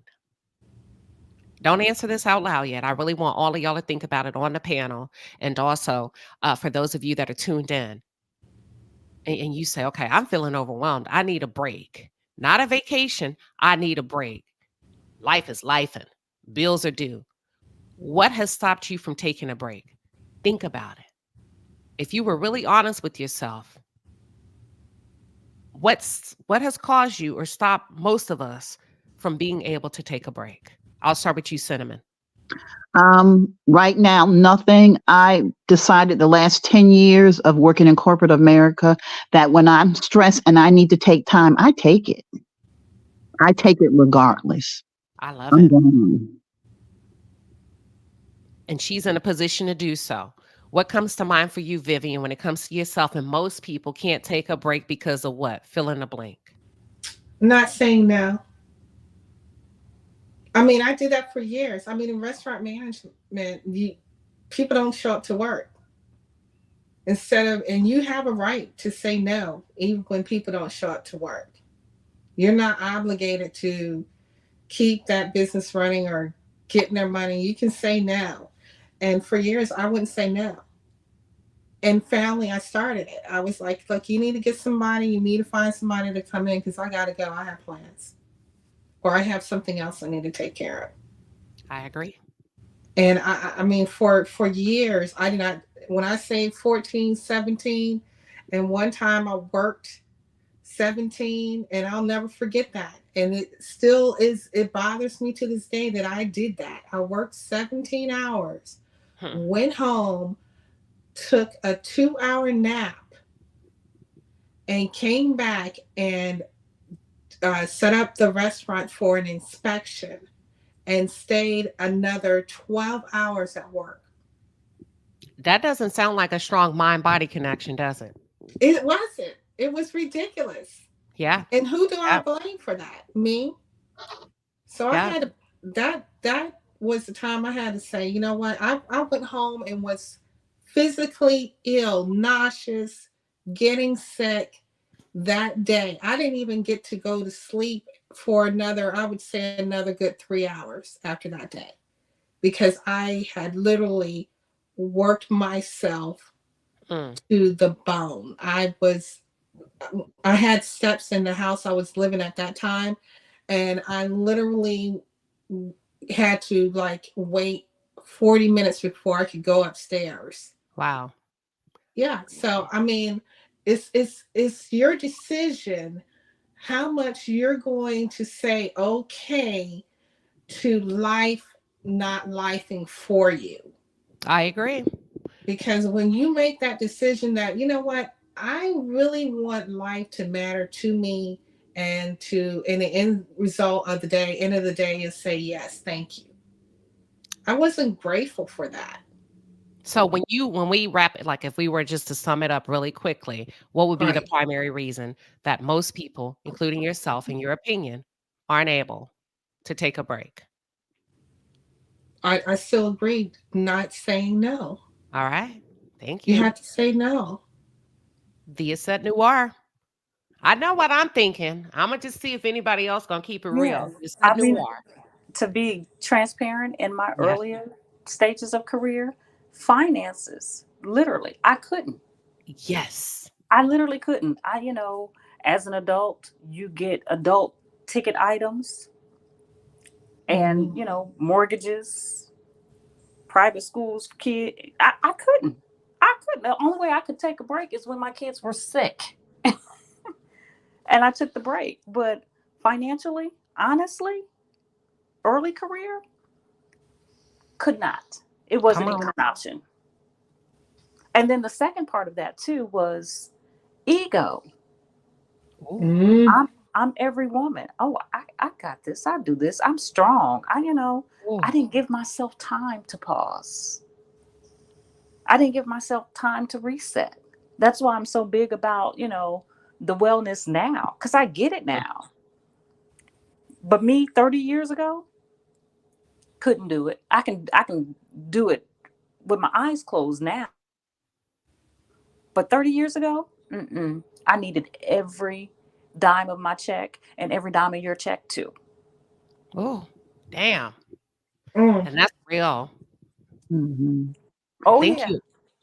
Oh yeah. Also, can I say something else? Sure, sure. When she speaks about ego, we have been taught that we have to be better than everyone else, that we have to work harder. But who taught you that? Exactly, exactly. And so just think about when it came to slavery, the black woman did everything. We took care of our family, their family, everyone. They Mm. worked like dogs, and it carries on to today. That's why we work so hard. And so it's like a different type of work, but we're still hanging on to the incorrect things that we were taught to harm us and to make our life expectancy lower than it should be. Now, let me ask you something. There's a difference between taught. I understand what we've been taught a lot. Hmm. And we get to a point where we recognize what works, what doesn't work for us.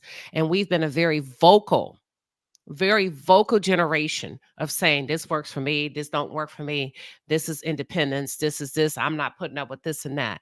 Why do we not keep the same energy when it comes to creating a strong mind body connection? Remember, I said really doing an assessment of our garden and pulling weeds that could overtake us. So Mm. even though we've been taught, we're also in a period where we know better. So I think some of us are intentionally carrying the burden. It's the mindset. You have to learn to change your mindset first. You Yep. can know that it's wrong, but until you change your mindset, you will never change. And Yep. that's why I said ego, because if you don't break down your ego, which means your intentions, why are you doing it? What is your sole motivation for it? If you don't connect with that, you will continue to repeat that pathology of Oh, I agree. We're the stronger, common denominator. faster, better. Yeah. Yeah. Love key says society has conditioned us to show up even when no one else is showing up. And listen, Mm. you don't Hmm. carry that condition. And that's why I get in trouble a lot. Like not with other people. I'm not doing that. I don't want to do that. I'm not saying that. I'm not having that I don't want to. I don't have to. We don't have to anymore. So the same freedom that affords us these luxury lifestyle, we also have that freedom to break free of anything that keeps us in bondage. And hold on, let me go down. Somebody else said it.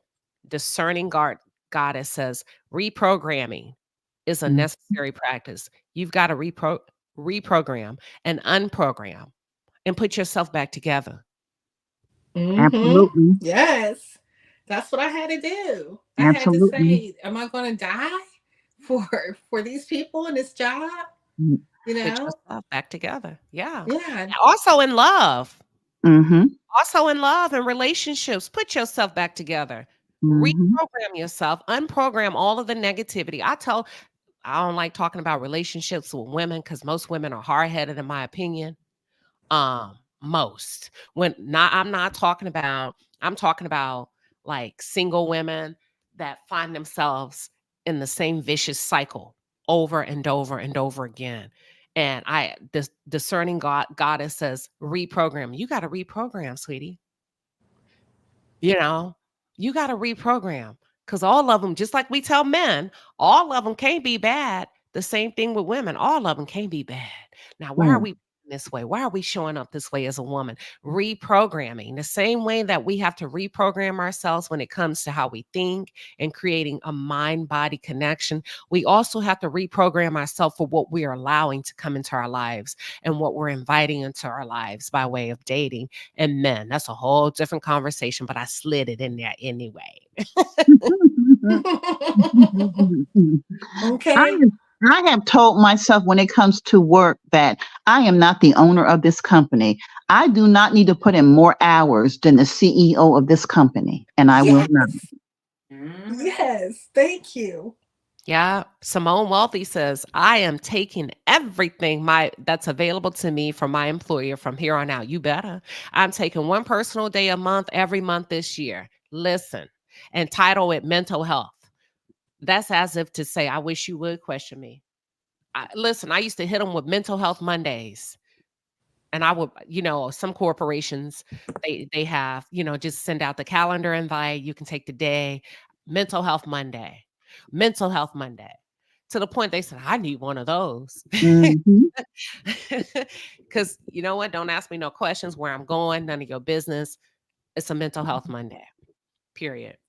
I wanted to read this comment about Loma Linda, California. I thought it was very interesting. Hold on, give me 1 second. We got a super chat that came in.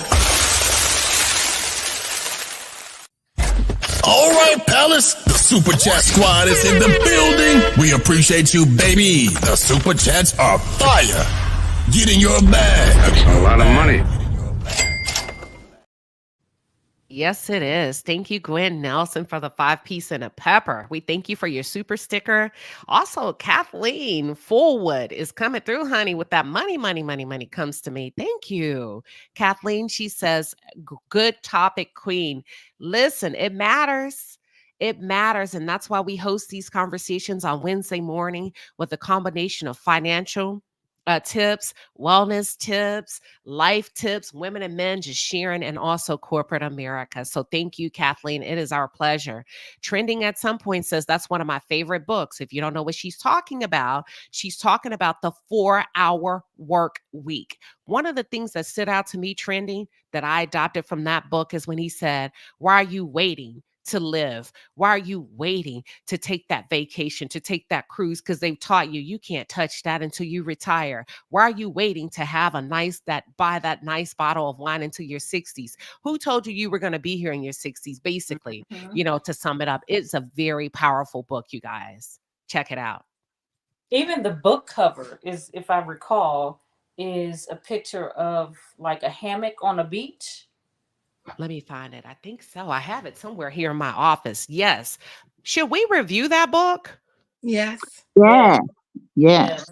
Okay. The 4-hour work week. That's going to be our next read. I'm going to put it in the chat. The 4-hour work. Hold on. Work week. All right. I just typed it in there. Roe React says Loma Linda doctors work in teams. You speak to the doctor, he leaves to consult with other doctors, and they come in together to discuss and devise a plan because it is a medical community. I love it. Oh my Mm-hmm. God. I'm going to go visit Loma Linda, California this summer. Me too. Mm-hmm. Me too. Me too. Yeah. And then go to Napa Valley and get some wine. Yes, we're going to. Yes. Let me know now. You said don't play with me now. We booked. Ah, That go can, there. Just Queen Sheba, that can be a palace trip. We can take a trip prior to our cruise. listen. I If might in it's the an excuse to fall. drink some wine, I am there. I am there. Jennifer's Journey to Wholeness. Thank you for tuning in. I think you're tuning in from Canada, if I'm correct. Welcome, Queen. She says, Queen, I now realize in listening to your Wednesday coffee talk, I need a pen and paper. Listen, these ladies be bringing it. These ladies be bringing it. Toya says, Loma Linda is a melting pot. Listen, I will be there. As soon as we end this live, I'm gonna get on the computer today. I'm gonna look up Airbnbs. I'm gonna see what they got going on. I just want to go and explore and ride some bikes and drink some wine. What are y'all doing this summer? No, Loma Linda. It's not like a fit. We just kind of. Are you talking Pushing about it our out there. Okay, because yeah. Yeah, probably in a. I'm gonna try to go like in summertime just to check it out, like a quick 3-day weekend or something, just to get a feel for those kind of people that are the healthiest in the world and a melting pot in this huge medical community. Simone says, and did, listen. Thank you, Alberta. She says, this is a great conversation, ladies. I have to agree. I really do. Shows style and spirit says, I do not take vacations like I should. My friends and white coworkers would ask, when do you take days off? I get it now. You have to. Shows style and spirit, you have to. A vexed spirit cannot create the way you were meant to create. Listen, for my trip that I took last week and came back yesterday, instead of me just taking just one more day to recuperate, I took the entire week off plus Monday of next week. So they're like, you're gonna be gone what? 12 business days? I said, if I can help it. Absolutely. Now y'all remember the rule. The set. Remember when we had our debate? When we take our days off, we don't tell nobody. Well, I had to tell my team because it was month end. There's certain things that I have to certify the financials for. So I had to get the CFO on board too, so that he can do the certifications for the closing of the books. But other than that, they didn't know where I was going. They don't know what I'm doing. They just knew that for 12 business days, I am not available. Period. I love Don't it. call, don't text, don't eat, don't do anything because you will not get a response. Listen, inbox me. Inbox me, Loma Linda, and then the assess said, happen to take a wine train up out of there and go to Napa. Ooh. Can we leave tomorrow? Can we? Yeah, I already got my summer booked. Can we put it in the fall? I need a ride. I got 5 on it, honey. I'll put $5 on the gas. Okay. Me too. I'll match your 5 and add 5. I love it. I absolutely love it. Moments of Grace says they don't do that anywhere else. It should be a team of yes, it should be a team of doctors. But other states you have to fight to get your medical doctors to talk to each other, listen, and to share your damn records. Okay. Listen, this has been a very, very look. I don't want the conversation to end. It's been so invigorating and so fulfilling in so many ways, right? Yeah, it really has been. It has been. I loved it. I'm glad I came on. I love it. Yeah. And I'm going to end it. Let me tell you why I'm going to end it. Now, I know we didn't finish, y'all, the Atomic Habits. We got 4 more chapters to go. But if you remember in the Atomic Habits, he says, in order to make a habit sustainable and enjoyable, quit when you're having fun. Oh, I like that. Oh, and I'm having fun. Or he said, quit when you're having fun. Quit when you're enjoying it, because you're more likely to return to it. That's great advice. Quit while you're on top. That's great advice. Get a Clue says, my emotional IQ is so low. Ask yourself why. What are y'all's thoughts to that? Your emotional IQ is so low. I don't understand the parameters of that. So you'd have to explain to me. I No, would she say talked this. about herself, but what are your thoughts to her just sharing? I would say learn to love yourself. That's where I believe it starts. Love yourself. Yeah. Do some shadow work. Connect with Mhm. yourself to see what your trigger is that's triggering the emotion. And then just do the work from that point. So does that mean that means that you're extremely emotional or low emotional? Hmm. Does that mean that you're extremely sensitive or are you She just said low. stoic? No, not stoic. I don't think stoic is a bad thing. Just low. Just low. Hmm. Like she's picking up on all the other emotions around her. I don't know. I always say Oh, don't create a story. Mhm. Just take it for what they Mhm. say. She said, my emotional IQ is so low. okay. Yeah, that's why I Okay. said just figure out what's triggering it and then just work backwards from that. If you can identify what's triggering it, That's good. that's your good starting point, whether it's low or high or sensitivity or intense. Right. What about spontaneity? Do something spontaneous. I like that. Mm-hmm. Thames 308 says, take ownership of moderating. Oh, your own feelings. Ooh, Oh, that's a great example, being that we are talking live and we have moderators in the chat. A moderator's job is to monitor, oh, everything that's going on. that's deep. Moderating, taking ownership of moderating. And you know what? Let me go back to her name. Get a clue? When we read the book, Atomic Habits, he said, observe yourself first without a judgment. Observe yourself and how you behave without judgment. And then identify the behaviors that lead you in the opposite direction of the woman that you tell yourself you deserve to be or want to be. I'm paraphrasing. And I think the Asset Noir said, shadow work. Shadow. What would your shadow be doing? Following you as if you were a kid, right? Shadow work, just following you, being there with you. You want to break it down, the Asset, a little bit more? Yeah, shadow work is also identifying those things that trigger you. Like, for instance, for me, when I did my shadow work, certain people's vernacular just tore me up. I mean, like my face would frown up, my whole body would become contorted. Like, it just irks me to do that. And then I had to ask myself, why does it irritate you so much? Let these people live. Let them live.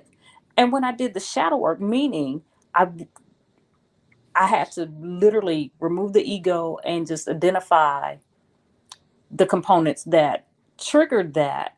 That's the shadow work. You got to get deep underbelly and find out what's going on, and make sure that you don't project your perceptions onto other people or Oh, be hold on. judgmental. Can you say that again, please?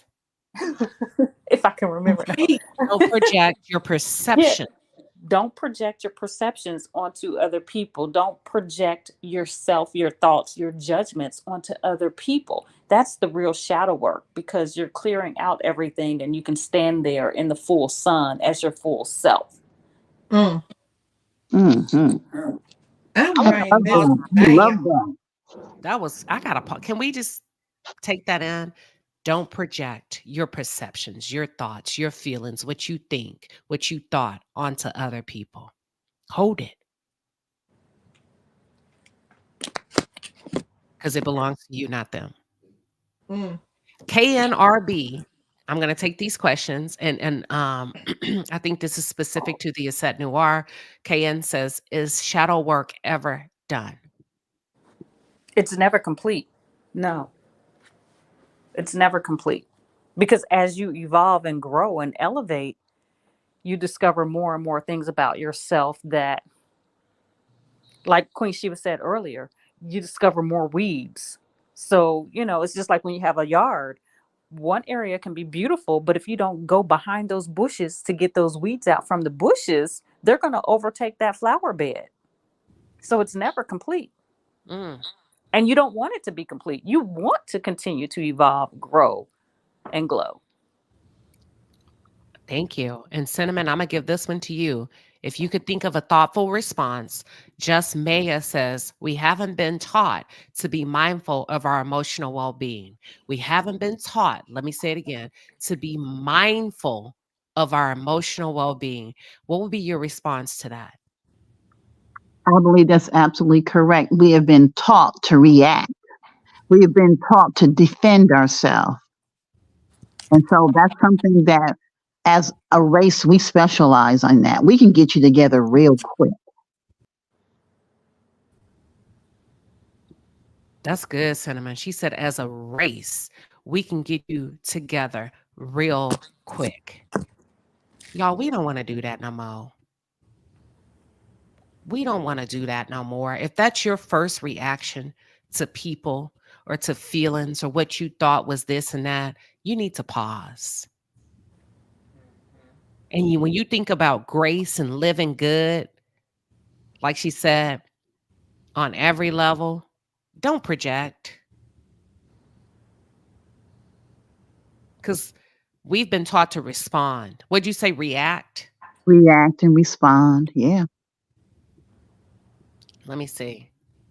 Learning to be where your feet are changed my life. Oh, that's in the moment. Queenin, all 24. She says, learning to be where your feet are changed my life.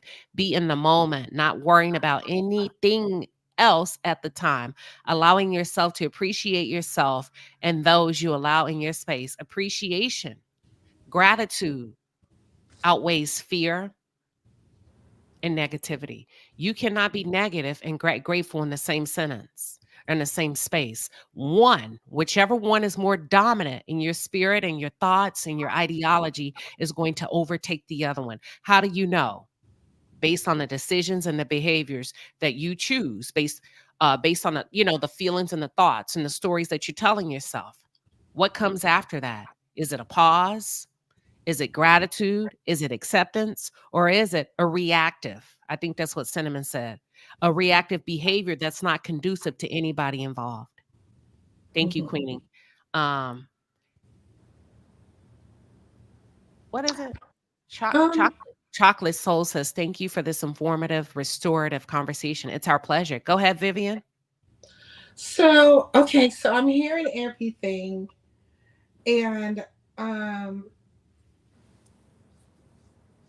and I'm taking it in.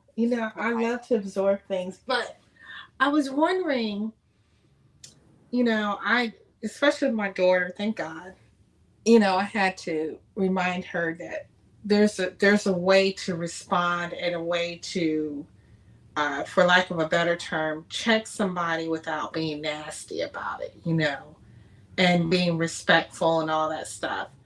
And I was hearing what Cinnamon was saying, and I am a reactionary person. I tend to, when I'm not on YouTube, I tend to be a lot more quiet and observant, and keep to myself about some things. But how do you release the emotion of stress or of um, contrition, or how do you release it with without coming off as reactionary? You know what I'm saying? I got you. I'm gonna let the Aset tackle it, and then I'm gonna let Cinnamon tackle it, and then I'll come in at the end. The Aset? I have a suggestion. I'll tell you something that I read that changed my life. I read a book called The Four Agreements by Don Miguel Ruiz. Mm-hmm. And the premise of his book is this: be impeccable with your word, don't take anything personal, don't make assumptions, and always do your best. And so when I started operating in those realms, you know, Mm-hmm. my word is my word, I'm true to myself. I'm not taking what that person says personally because it doesn't pertain to me. That's for them and their life. I'm not making any assumptions. I'm not assuming that they're having a good day. I'm not assuming that they're having a bad day. I'm not even assuming that I'm having a good or bad day. I'm just taking the day as it comes and I'm doing my best. Once you do that, for me, it put me in such a zen-like state that that immediate fire reaction, because we all have it. We all have it. We all can go there. It just no longer served me. And developing that mindset of only doing what serves me best, it removes that for me. So my suggestion is, read the book, The Four Agreements. Right. All And right. that's how I think I move and how people receive me. It's just that I'm noticing on some things, like especially last year. Hold on, Vivian. Hold your thought. Let Cinnamon give you what Okay. she's thinking. And then we'll do a round table. Go ahead, Cinnamon. Um, what the set said, I felt like she was reading my mind. So I will not let someone else, their perception, their hang up affect me.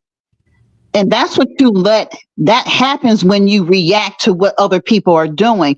How you feel about me, your perception of me as a race, how you think that Black people might not be intelligent enough to do certain jobs. And I'm saying that based on working in corporate America for over 30 years, being the only person that looked like me, accepting when I accepted the fact that I will never make them happy, and it's not my responsibility to make them happy. It's not my responsibility to solve their hangups, what they think about me as a person because of the skin that I'm in.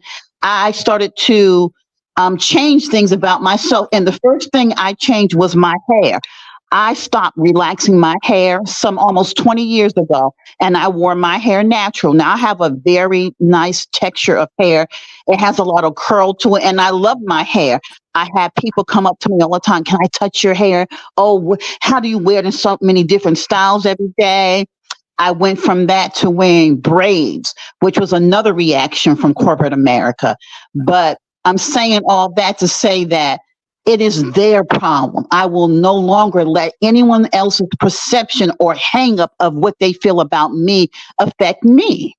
And that's what you do when you respond to certain things. You're giving them a heads up on you. You're letting them know your buttons to push. And I will not let people do that to me any longer. Gotcha. Right. All right. I agree with all of that. I'm gonna jump in and answer your question, Vivian. Mhm. And I want you to say it one more time for the audience. If you could just summarize the question that you initially posed to the panel and to the chat. I was asking, how do you release those emotions without coming off reactionary? Those feelings of contrition. I don't know if that's the right terminology. Those feelings of, you know, those feelings that you hold inside and that, you want to express, but you don't want to come off as reactionary, or you don't want to come off as Antagonistic. I hate to use the terminology aggressive because that word sometimes pisses me off, but you know what I mean. Just difficult, complex, and Yes, all of that. yes, all of that. Hard to get along with. I want to give it a shot. Okay. We had a Sunday session behind the wall, and well, let me start with what the Asset Noir says. I want to go off the assumption of the four agreements. A lot of times, assumption leads to reaction. Because you assume something, you react to it, and now you need to check somebody or say something. It's your assumption. And that's why the four agreements, one of them is do not assume. Because assumption is just that, it's an assumption. Until a person tells you with their own mouth, you are just assuming. You are creating a narrative in your head that now you are reacting to out loud. And you're the only character in this play. That's the first one. The second one is when you really think about when we quote unquote want to check folks or quote unquote want to confront people, why? And if you're really honest with yourself and if we really having a real conversation, it's because they did or did not do something that you thought they should do. They didn't react, they didn't respond, they didn't call you, he didn't take you out, she didn't give you what you need, your child didn't clean. It's because of something that you expected that you did not receive. So you have a response to it. That's what I'm. So when it comes to emotional regulation, the next thing I would say, does it matter a year from now? 9 times out of 10, it probably won't. Then why do I feel so compelled to respond? For me, when I used to be that many years ago, especially in my 20s, it's because I was not allowed to respond as a child. So when I got a chance to respond, it was going to be outright. I was going to check you. It was going to be explosive. And when I start digging and digging and digging and getting to the why, I realized I had a lot of work to do with me. And it had nothing to do with them. They were just a player in my story. They were just a weed in my garden. It didn't make them wrong and me right. I had a lot of work to do. So that would be my response to your question. I appreciate all of that, y'all. My main problem is I hold a lot in. And sometimes, and I don't want to get emotional. Sometimes I feel like I'm going to explode and I don't know how to navigate it. I think I let a lot out on YouTube because I don't let a lot out around me. Now, don't get me wrong, I'm a strong woman and I take care and I do. But it's just that part that sometimes I feel like if I express myself, that I'm going to come off in those ways. And to hear what you're saying to me, all of y'all, it just shows me that I need to do the work so that I don't feel like I'm holding anything in that needs to be expressed in that manner. So wanting and or needing to express yourself goes back to what we led off with Yeah. this morning. And I said you need 3 daily wins. Cinnamon, the Asset, and I were talking about it. It's a physical win, a spiritual win every day, right? To thrive in life every day. And think about these categories you don't get it. Let me say it again. Physical, spiritual, and mental. And when you say I need to express myself, a mental win is writing, journaling, creating, and innovating. You can express yourself through either of those ways without having Right. no words with another person. A lot of times when I see people, and I'm not talking about you, filled with negativity on YouTube, negative, negative, negative. It's like, they're needing to express themselves. Mm-hmm. But instead of drawing back, did you know you can turn that energy to work for you by creativity? Go create something. Go write something. Get your And thoughts together so you're not projecting on other people. So that's another outlet that you can utilize as opposed to needing to say it to somebody else. right. I just hold it in. And I need to find an outlet. Or talk to a therapist. True. I have That's, one. yeah. I should. Yeah, I mean, like, what you I know need what to I'm be saying? honest with my therapist Listen, then. I'm being silly, but I'm being really shit. I mean, Like, true. I like agree call with a you. therapist. Call my therapist and tell her about this thing that's been going on. That because we've been talking about other things, um, you know, abuse and other things that I had worked on, but we never really had that kind of conversation. And it came to a realization listening to this. And I do Yeah. I do all these other things. I am a creative spirit. But I'm just like, wow, I do. I mean, people can have a full argument in front of me and stuff. And it could even involve me. And I'll just be like, okay, well, yeah, that's fine. Yeah, I'm gonna take that into consideration. I mean, just have a normal conversation. I'm not talking about work. I'm talking about with friends and family. And I think they come to me with it, and I'm just like, a sponge, taking it all in, and I'm not squeezing any of it out. And so I think maybe now that I'm recognizing it, I'm filled up. You got to get back to what Queen Sheba said a couple of weeks ago too. You got to monitor your intake. You can't be a sponge for everyone else. It's okay to be a rock. Wow. Look at all this wisdom. Isn't it, all Tony? this wisdom on this panel, and just soak it in. I always tell, listen, this stuff normally costs in the marketplace a pretty penny. Oh yeah. Steffi, 1961, welcome to Wednesday Morning Coffee Talk. Good morning. I've been listening and enjoying this, and I need some of this wisdom. Yes. I need to know how to say no to my family members. That's why I was sick, Queen. My sister had me to move out of my house and take care of my parents, and they were going to help. For 4 years, every time I asked for help, they blasted me.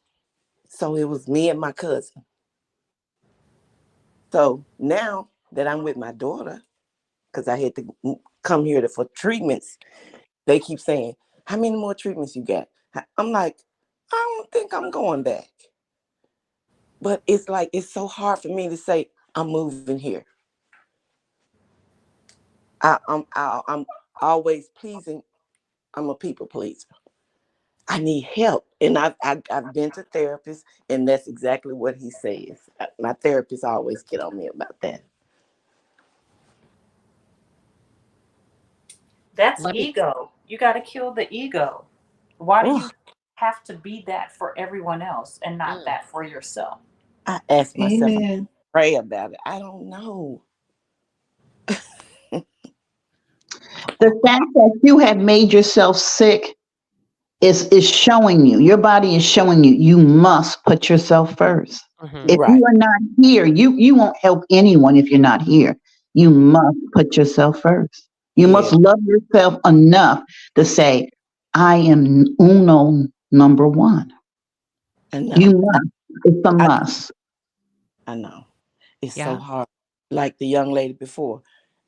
I'll be 63 on the 10th of June, and I'm having a hard time saying it, just telling them I'm not coming back.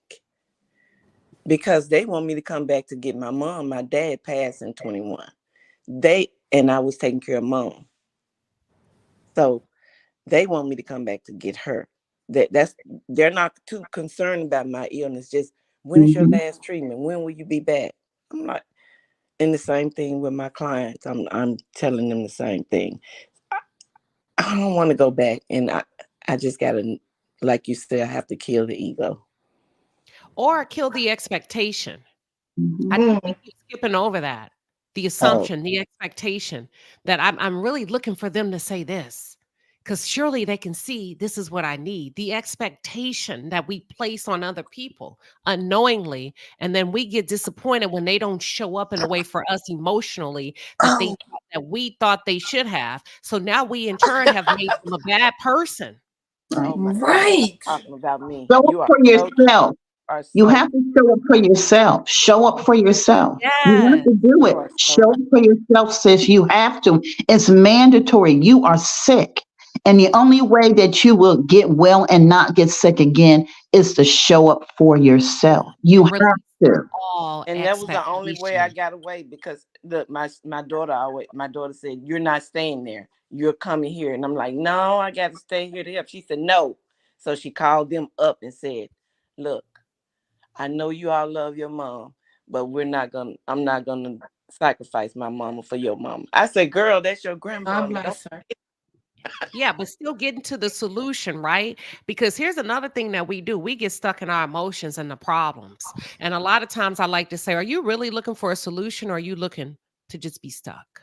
And I'm not talking to you, Steffi. No, I'm really looking for one, because I right. you know, because which is why I told Vivian, Connect with the therapist. She's like, you know what, Yeah. you're right, because I do connect with one, but we talk about this, but not that. And it's okay to have more than one. It's okay. It's like going out with a friend. This friend I Right. go to happy hour with. This friend I know I can go to a women's conference with. This friend I know I can take a trip with. This friend, they're welcome to my house all day, every day to 3, 4, it's okay to have more than one therapist, right? Okay. But Yeah. listen, check this out. Miss Skin Deep Beauty. Girl, you are preaching. She said, I have tried Black therapists. I'm in Miami and they have been talking about their life issues more than mine in the sessions. I have tried 4, so I'm not liking it. I Mm. said that on Sunday session. A lot of shit I You say did. behind the wall. I have A a lot. Didn't I Caucasian say that therapist. on Sunday? Yeah, I you said said it. behind the wall, and I'm hesitant I was for what I say publicly because a lot of people are not ready for that level of but conversation. I it's said, true. No, Mine I does have a that. Caucasian hold therapist. on. I've been I having it. said, sometimes I don't want a Black therapist You said it. because some of them have more problems than I do. Mm. Especially when I was younger, we got to talk. I was in my 20s talking about men. Shit, they started telling me how they men dogged them out. I'm like, wait, well, damn. What I'm coming to you for? Did he call you? Before you know it, I was showing up to here. Did he call you? Did he did it? So I'm not saying I think it's wonderful to get you a Black therapist that is professional, that can get in there and help you do the work. Because here's another thing too. You're supposed to be moving on down the road in therapy. If it becomes Mhm. a codependent relationship, you need to break up with it. If you've been seeing your therapist for 10 years, that is not the intent of therapy. That means they are not controlling those sessions, making you move out of victimhood. They're allowing you to tell the same story over and over and over. Mhm. And they should be pushing you out the nest. Get 2. My recommendation is to get you a Okay. middle-aged white man to an older white man.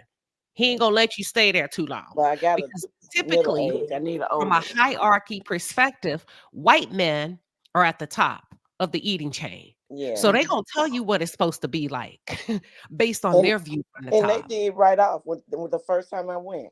And so, I go to group therapy too. And that's another thing. I'm sitting there listening to them like, wow, I think I have a problem. And I just need to say no. Yeah. I made a decision about mine, y'all. Mine does that. She's like a friend more. And that's a problem. Ooh, that's a problem. Mhm. Well, I got to Wow. get better. I'm going to get better. My daughter's fuss all the time. She say no and she go on. And nobody in the family can stand her either because she just say it and go. That's it. Yeah. That's because she puts up the boundaries. May I ask a question? Sure. Yeah.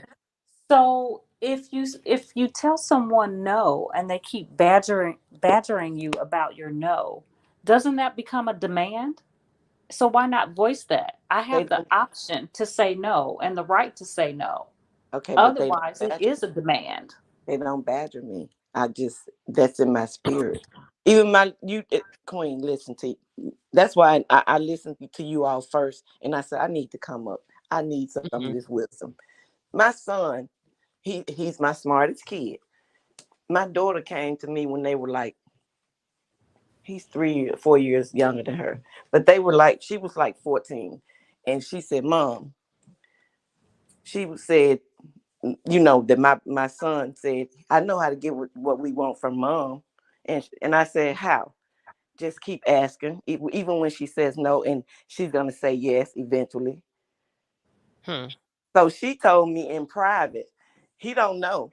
So after that, from then on, I just kept saying no. I said what I said, go. No. But So he learned early on how to use your yes, character against you. yes. Okay. Right. Let me say this. I am not the girl to come to. I don't like talking about problems over and over. It makes me extremely uncomfortable to the point that I can appear cold Well, I don't, to other women. nothing will hurt me. So whatever you No, say, I'm no, I'm going to just try saying, it. just in general. I'm like when my friends, my close folks, I'll be like, okay, so what we gonna do about it? Because we're not gonna keep talking about this over and over. That is a Mm-hmm. buzz kill to my spirit. It leaves you feeling heavy. I am not that girl at all because I Period. I made up my mind. I'm living my life to the fullest. I'm pushing through. I'm resolving shit. I'm gonna ask enough questions. I'm gonna ask questions, but I'm not gonna hold you hostage with my emotions to where you be like, okay, now I done already told her. I'm gonna call you. I'm gonna run a couple of scenarios, possible plays. And if I'm calling you, it's because I trust you in some way. Yeah. Okay. Because there's some quality that I see in you that I feel like I haven't possessed. Hey, what do you think about this? I could be in my feelings. What do you feel about this? Bloop, bloop, bloop. Normally, those women give me, all right. I've called the set before about work. We talk about corporate. I've talked about my Wow. emotions. Okay. Da, da, da, da, da. Have you thought about this? Well, what about this? She'll give me a play to run. And I'm like, I don't want to run that play because okay. So you don't want that. Boom, boom, boom, boom. We leave it alone. I ain't never talked about it again. So you also, as a woman, have to be careful that you're not holding people. I'm not talking to anybody in particular. I'm just saying, Right. as women, remember we Right. saying doing that work, that we're not holding people hostage emotionally. Think about hostage. Put your hands up. And they standing there all day on the phone with you with their hands up, and you talking about the same thing over and over and over again. I Yeah. can't do it. I can't do it. I've tried that with one friend, and I don't know why. I don't know why, and I ended up getting badly screwed over Oh. and stuff because I was so understanding, and it was the same thing over and over again, and it has been a learning lesson. I don't know why in particular this person was so much. I think it was because we kind of grew up together and then years later reconnected as friends, So I felt like maybe she was somewhat a family. I can't even explain it to y'all. I don't know what the hell was wrong with me. I don't know if she got me in a very vulnerable moment. I don't know. But I sure did. And I paid for it. Yeah. I did. Let me read a few comments. Okay, I mean Biz says, how can I call in? I just dropped the link. Let me drop it again. The way you call in is you click the link, and it's going to take you, it sounds like this will be your first time. So click the link, follow the prompts, and then I'll walk you through it as I bring you up on the panel. Let me go through some of these comments about therapy, y'all. Hold on. Oh, Tennessee girl, so you can't be trauma bonding with the damn therapist. I agree. I agree. Social Workers Anonymous says, I'm a Black LCSW, and I understand what you're saying. She's talking about the comment that I read that the person said her Black therapist started talking about her problems more than helping her with hers. Shows, style, and spirit. And this is not an attack on Black therapists or anybody. Hell, white ones can do it. But I'm saying if you find yourself in that, I always recommend you get two perspectives. One from the top and one from where you are. Get you a Black one and get you a white one. Shows, style, and spirit says, I prefer white therapists. It's just the truth. I think a Black male would hit on me, and I tried a Black woman therapist. She told me that people have worse problems. I was done. You know what? That was very what is it called, y'all? What's the word? That was when you're not. That was very what? Insensitive and unprofessional. Yeah. Mm-hmm. Insensitive. Mine should be fired then. Powerful says, I just started with the Black therapist now. I used to have a white therapist, an older white guy, and he retired, but he was great. Oh, I mean, Biz, look at you. Welcome to the stage. You figured it out. Now you have to unmute yourself. There you go. Okay, you can hear me? Yes, look at you. Technology. Welcome. Now I don't feel so old. How you doing? Usually I'm just in the bushes listening, and I'm supposed to be working right now on remote.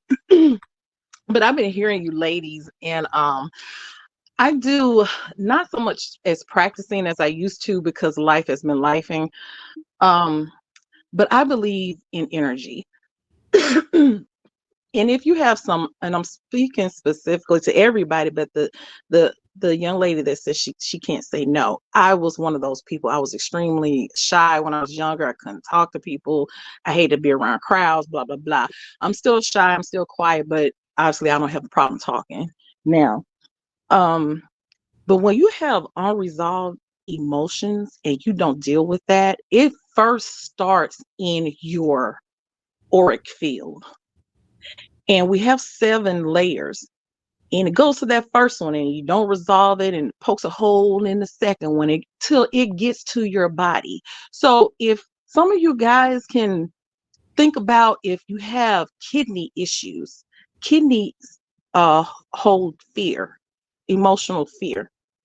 Liver issues is anger, and some of the other organs that holds fear, I can't remember, but those 2 I know for sure. So if you can think back, even if you have back problems or shoulder problems, you may feel like you're having the weight of the world on your shoulders.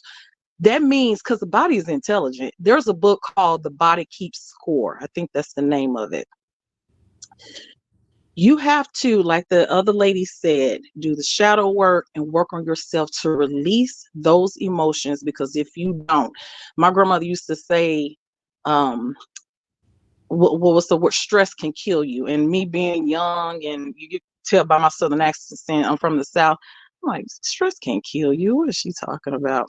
My grandmother, she was about 92. She couldn't read. She could only write her name. She couldn't read or write.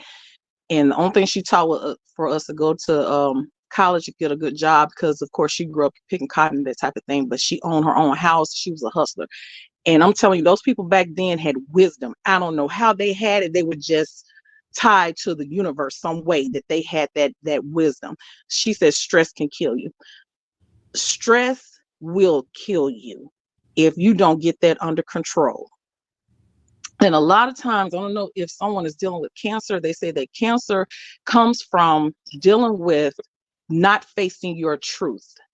If you just think back to origins, I'm telling you, I have not been physically assaulted, thank God, but I have been put in situations several times where I thought I was, and there were guys that were lusting after me that I had no idea. It's scary when you have a predator that you don't even know you have a predator. So how tell you how strong the mind is. My subconscious said to protect us. And that's why you don't want to kill the ego. You just want to appease the ego, because the ego is there to protect you. But sometimes it gets a little out of control. My subconscious mind, and I didn't figure this out until a few years ago when I was trying to help a relative that had been molested as a child. And I could see she still has some unresolved issues. And then it hit me. I was dealing with the same thing. She was actually physically assaulted. I wasn't physically assaulted. Excuse me, but I was so quiet and shy, and had these several instances where men were lusting after me. And if I had made the wrong decision and a higher power wasn't looking out for me, I wouldn't be here. And it started when I was about 6 or 8. This old man trying to coax me over the fence. My subconscious mind said, we're going to protect ourselves, so we're going to gain weight so you will be unattractive to guys, and then that'll stop it. But I'm gonna tell you that they really didn't stop it, because your energy is so strong. You still hold that energy. You just might physically look different. That's why, unfortunately, people that have been abused, they can go to a whole nother country and pick up on the same people that will abuse them, because they hold that energy. And unfortunately, those people hold it. It's like a lock and a key. It fits perfectly, unfortunately. So I'm saying all this to say, if I could just help somebody, get some books dealing with energy, dealing with your auric field, dealing with your emotions, because your organs actually hold those emotions, and it will cause disease. So we can stop this suffering. I'm not a church person. I'm more of a spiritual person. And unfortunately, I feel like religion has really dampened us, where we're scared to dip our big toe into what is real, no matter what people think. It's like the air is real. You can't see it, but you can feel it. It's just like energy. It's real whether you believe it or not. You can feel tension when you go into a room. That's energy. So I urge everybody to look into that. The name of the book again is The Body Keeps Score. And I'm sure if you go on Amazon, it probably makes some suggestions for some other things. But I hope what I've said has helped somebody. I'm sorry I was long-winded. Very, very informative information. I'm actually glad that you came up because you just, in addition to what the other women have said on the panel, you also was able to put a different perspective on it. So I'm glad you came up. Very good information. Ladies, would you like to chime in really quickly before we go I on to the next? would. I would like to say thank you, sis, for coming up. That information that you just gave us is going to save so many lives of the people that's listening. That is so Yes. critical. People really have to understand, um, when you take on these things and you don't release things, your body will react to it, and that's why so many of us are sick. And I just want to thank you for coming up and giving that information. It is so critical and it's so much needed. And just thank you, sis. Thank you.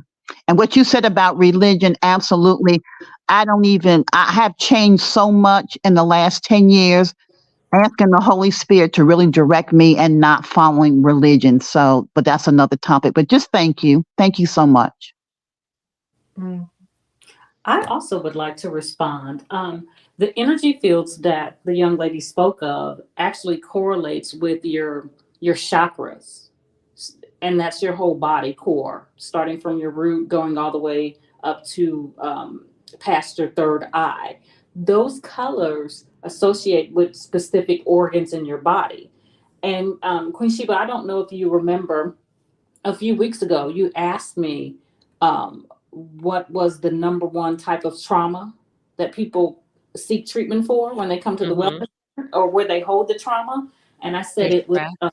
in the womb. That is literally your root chakra. So if you don't clear out that womb with that trauma, it will manifest in other areas. Like, and then to just kind of give you just the correlation. Even God, when he said that everything was okay after the flood, he gave the colors of the rainbow. The colors of the rainbow are the same colors of your seven chakras, which are your seven vital components of life. Oh So, my God. um, Oh yeah, my so God. yeah, so if you start Wow. with the deep, red, the orange, the yellow, the green. The green is associated with your heart. You're always talking about, what's your heart posture. That's why when you go outside and you see the greenery, it makes you just happy because it feeds your heart. It's literally like pumping oxygen into your heart. Your heart is the central component of your body that feeds everything else. And then it connects all the way up from your throat chakra, your eyesight chakra, and then the top of your head, which is the brain chakra. So again, 7 colors of the rainbow are your 7 chakras, which are your 7 energy points to receive and to deflect. So I love it. I love that young lady brought that into Me perspective. too. Mhm. Um, a good friend of mine, he used to be a bailiff in court. He's now retired. And for victims that were fortunate enough to survive crimes, one thing he said they all had in common, both men and women, is it was a feeling I felt. Even though he was smiling, it was a feeling I felt. That's And that he root said, chakra. he said most of them, thank God, the ones that he was able to hear, they lived to tell the story. But the ones that he said, always trust your gut instinct. And that's the energy that I think, Biz brought up, all of this stuff that also helps us with the way of living and keeps us living in optimal health, but it also protects you from danger. Mhm. Mhm. Mm-hmm. Mhm. Mhm. And can I add to that also? She was talking about the chakras. You remember when we were growing up, I'm in my 50s, they had Rainbow Bright. I didn't care for Rainbow Bright, but they Mhm. had Rainbow Bright, and the rainbow meant happiness and all this other stuff. Now it symbolizes something totally different. So 100 years from now, the people that see the rainbow, they're not going to know anything about what it meant to us when we were growing up. It means something totally different. And I don't have anything against, um, lesbians or homosexuals or whatever, do what you do. This has nothing to do with me. But when you see that that the powers that be are starting to demonize different symbols, that's something you better look into and research, because like the swastika with like Hitler.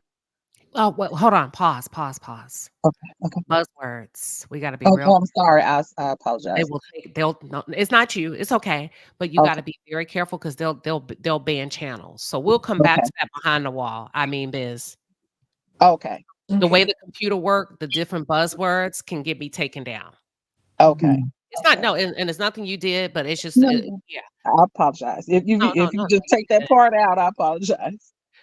So, no, but I get what you're saying, to be mindful of the different, how people can take something that's so beautiful and morph it into what they are. Also with racism, how we're buying into the notion we need to be over here, you need to be over there. And we're talking about Loma Linda, California, some of the healthiest people in the world that live the longest. How diverse is it? I don't know. I haven't looked at it, but if we start falling into this rhetoric and these notions, what are we really closing the door on? I get where you're going. What are we really closing the door on? Be very careful of what you're being served up and what you are finding appeasing. You're talking about cultural isolation. I'm talking about a little of everything without going too deep into it in order to Okay. make sure we're not buzzing the words. Right. But what she's saying is be careful, and the energies and the symbolism and just the messages and all of this stuff that's being used as a weapon, but also taking it back to energy, the good stuff that she was saying that I think we should take away, the energy, the chakra, paying attention to your body, the reaction. I don't want to go too deep. Final thoughts. When we think about everything that we've talked about, I'd love to leave on a positive. When you think about today's conversation on a positive, what are you leaving the chat with, or what are you taking away from today's conversation? I'll start with you, Steffi, 1961. Oh, I'm leaving on a positive note. I've really enjoyed you guys today. You've been very helpful, and it's up to me to do what I'm gonna do. And I appreciate everybody that had a comment to help in the books to read. Absolutely. It's our pleasure. I'm going to go with Bravo Addiction Vivian. Keep evolving into yourself, and don't be afraid to learn something new or something that you can do to try to be a better self. And remember that you are the common denominator in your life, and make the necessary adjustments and changes to get a better, result. Thank you, Bravo. I mean, Biz, when we think about today's conversation, what are you leaving the chat with, or what are you taking away?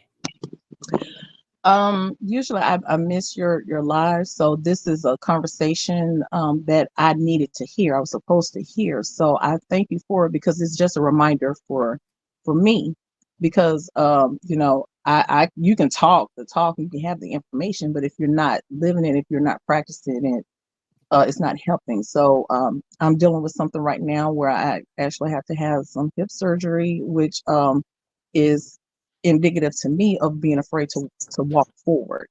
So this is just a reminder for me also to up my game to do what I'm supposed to do for my health. That's awesome. Thank you for sharing. And we wish you well with that in advance. Thank you. You're very welcome. Let's go to Cinnamon Swirl. When it comes to today's conversation, what would you like to chat? What would you like to lead a chat with, or what are you taking away from today's conversation? I'm taking away from this conversation gratitude and thankfulness of some new knowledge. I had a question, and this question I've been having for the last 20 years. And the question was a conversation I often have with God about why did my mother pass away at the age of 58? And believe it or not, I got some of the answers from some of the stuff that was said in this chat today in this live. And I'm so thankful because it's something I know that there is a God. I know that there's a higher being, and it's evidence. He showed himself to me from this live today. And I have so much gratitude, so much love in my heart that the master, that God himself loved me so much that he would answer my question in a live today. So that's what I'm taking away from this actual chat today. Thank you. Thank you for sharing. There's a saying that says, when a student is ready, the teacher will appear. Mm-hmm. Mm-hmm. Amen. Yeah. Mm-hmm. Student is I ready. learned so much. I have learned so much today. It was ordained for me to be off today, to be able to come up and hear and listen and participate in this live today. And I'm so thankful. I'm so grateful. And for those of you that are tuned in, we do this all the time behind the palace wall. And imagine if we start to do it more and more, we could cure a lot of the things that we're up against in our communities, as individuals, the struggles and all of this. I mean, I love wellness conversations. I love mental health conversations. And we could really break this thing down. But you know what it all comes down to? When the Aset introduced the Blue Zone conversation, nobody took a pill to feel better on this panel and in the chat. Nobody had to pop anything. And I'm getting a little clinical, but at the end of the day, one of the primary features of the Blue Zone is they find their tribe. Because finding your tribe helps you live a longer and a healthy life. All we're doing is just talking. Imagine the power of that. The more you get exposed to positive men and women, working men and women, people that are here to make a difference, people that are here to help you figure things out. Because our goal is to leave you better than what we found you. The Aset, what are your thoughts? If you don't get out of my head. Girl. literally. So I would like to leave this chat with, again, what I stated earlier, the 4 agreements. Sorry for that. Be impeccable with your word. Don't take it personal. Don't make assumptions, and always do your best. Literally. And what I have taken away from this, and it's probably a regurgitation of what you just said, Queen Sheba, as a community, as a tribe, we are so much better together and can solve and resolve and grow and prosper and feed and nourish and empower each other. So I'm leaving with that comfort of knowing there's a tribe, there's a community of Black women, women in general, who live that. They not only speak it, but they live that and they share that wisdom with others. Thank you for your thoughts. It has been such a beautifully amazing conversation today. It really has been. And I am so glad that we are just, it's business as usual when it comes to what we do and what we do best. For those of you that would ask, or let's just say if you have more specific questions, look behind the wall. We can do that on Sunday. It's called Sunday Session. You can call in, you can ask the priority panelist question. It's a very strong panel, very thoughtful men and women who are smart. We can help you navigate things, relationships, just conversation, things that work. So if you want to really go there, and we can, behind the wall, y'all, like we talk about everything behind the wall. Come to Sunday Session. It's 11:35 a.m. on Sundays. And that's where you can kind of get pointed, and it's a safe place. And we all navigate together. We had a hell of a conversation this Sunday. Right, Steffi? I don't know Yes, if I you were really there. enjoyed it. But I really enjoyed this one. This was a big help. Thank you. Thank you. So I look forward to seeing everybody On Sunday, I am going to go through a few of the reminders. The 4-Hour Work Week by Timothy Ferriss, a great book. I think we've decided that is going to be our next book club read. So if you haven't already, you can download it. I like hard books, whatever floats your boat. The 4-Hour Work Week. Okay. Diego, Snatch by Diego says, "Me too, Queen. I'ma ask, how are we gonna resolve this? Or are you just venting?" Yeah, I like to resolve things pretty quickly. Me too. Veronica Monroe says, "I was sad earlier, but now I feel invigorated." That's what we're here for, Veronica. That's what we are here for. And you're always welcome behind the wall if you are a member. So the Sunday sessions is for members only. All right. Audrey C. with that money comes to me, was kind enough to give 5 Queen Sheba Darling memberships. Thank you, Audrey C. So listen, if Audrey just bless you, y'all better come and join Sunday session, honey. That's where we let our hair down and we talk for real, for real. Let's see what else we got. Linda Duke says the 4-Hour Work Week is on every successful person's list. I am going to check it out from the library. You should, y'all. We talk about that's where we're going to focus on productivity as opposed to sacrifice. You don't have to sacrifice your life to be successful. We're going to talk about that. Shows, Styles, and Spirits as Cinnamon Swirl is right. Our race teaches us to be tough and abrasive. Be open to even, hold on.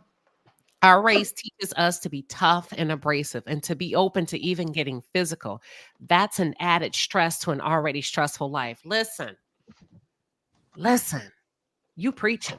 Very abrasive, very quick to verbally assassinate someone, calling them all kind of names, and then be ready to put something on it physical should they say something back. Panel, what are your thoughts to Show, Style, and Spirits comment about Black people being abrasive and physically aggressive when it comes to confrontation?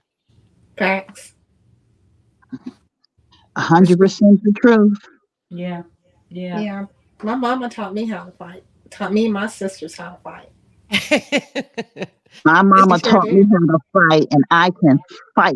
I can. When I was in high school, I got suspended a couple times. And I was just fighting because a group of girls tried to dump me, but I can fight. I fight like a dude for real. Mm-hmm. And We don't so, want but that. I had to learn. Like I said, right at this point in my life, I don't want to be aggressive. I don't care what people say and do. I'm just like, whatever. It doesn't matter. I'll say to people, this is my address. If you help me pay some bills, then your opinion will matter. Otherwise, keep it moving. Keep it moving. Yeah. Yeah. My mama, my mom taught us, my mom was from Texas. So it was kind of like a balance thing where we knew how to fight if it ever came down to that. But she preferred that we carried ourselves as nice young ladies. And then the Army just reinforced whatever both my parents were military. So the Army just reinforced whatever they taught me. And I've had to use it one time defending my daughter, which I'll never apologize for that. And another time was during an attack, and it was, necessary.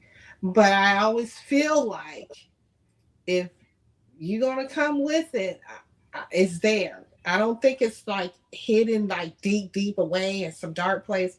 I feel like it was there. My mama taught us to fight, and that's just it. Biz, what are your thoughts to Show, Style, and Spirits comment that our race has taught us as Black people to be tough and abrasive and even open to being physical if we have to get our point across? What are your thoughts? Excuse me. I feel like that goes back all the way back to slavery. How they bred us to be the biggest and the toughest and the strongest and the fastest and all this and that. And it, unfortunately, we live in a microwave society now. But when those powers that be have a plan, that plan could go on for hundreds of years, and we're still dealing with remnants of that. And unfortunately, I know a lot of people that they visit outside the country, and a lot of people that live outside of the country. And what I'm being told is that, and I noticed that sometimes a lot of people, especially melanated people from other countries, or even just other races from other countries, they don't particularly like melanated people here in America. And that's because there's a lot of propaganda going on overseas against us. So you have some racists coming over here that, you know, they may, what's the word I'm looking for? Seem like an inferior race, or people have been taught a program to think that they're an inferior race. They'll come over here and they may feel like they're of an inferior race, but their thought pattern is, at least I'm not Black. And it's a programming against melanated people in America. Yes. One more thing I want to share, just if Queen Shiba will allow me, that's a little off topic. I let me let the Aset Noir go. Okay. I am Biz, and then I'll come back to you real quick. Okay. Go ahead. So my grandmother taught me how to fight intellectually, fight with your words. And so if you can become a wordsmith and just, and you can use common words, like if somebody is getting on your nerves and they're not less than, like economically or whatever, but just you don't want to deal with them.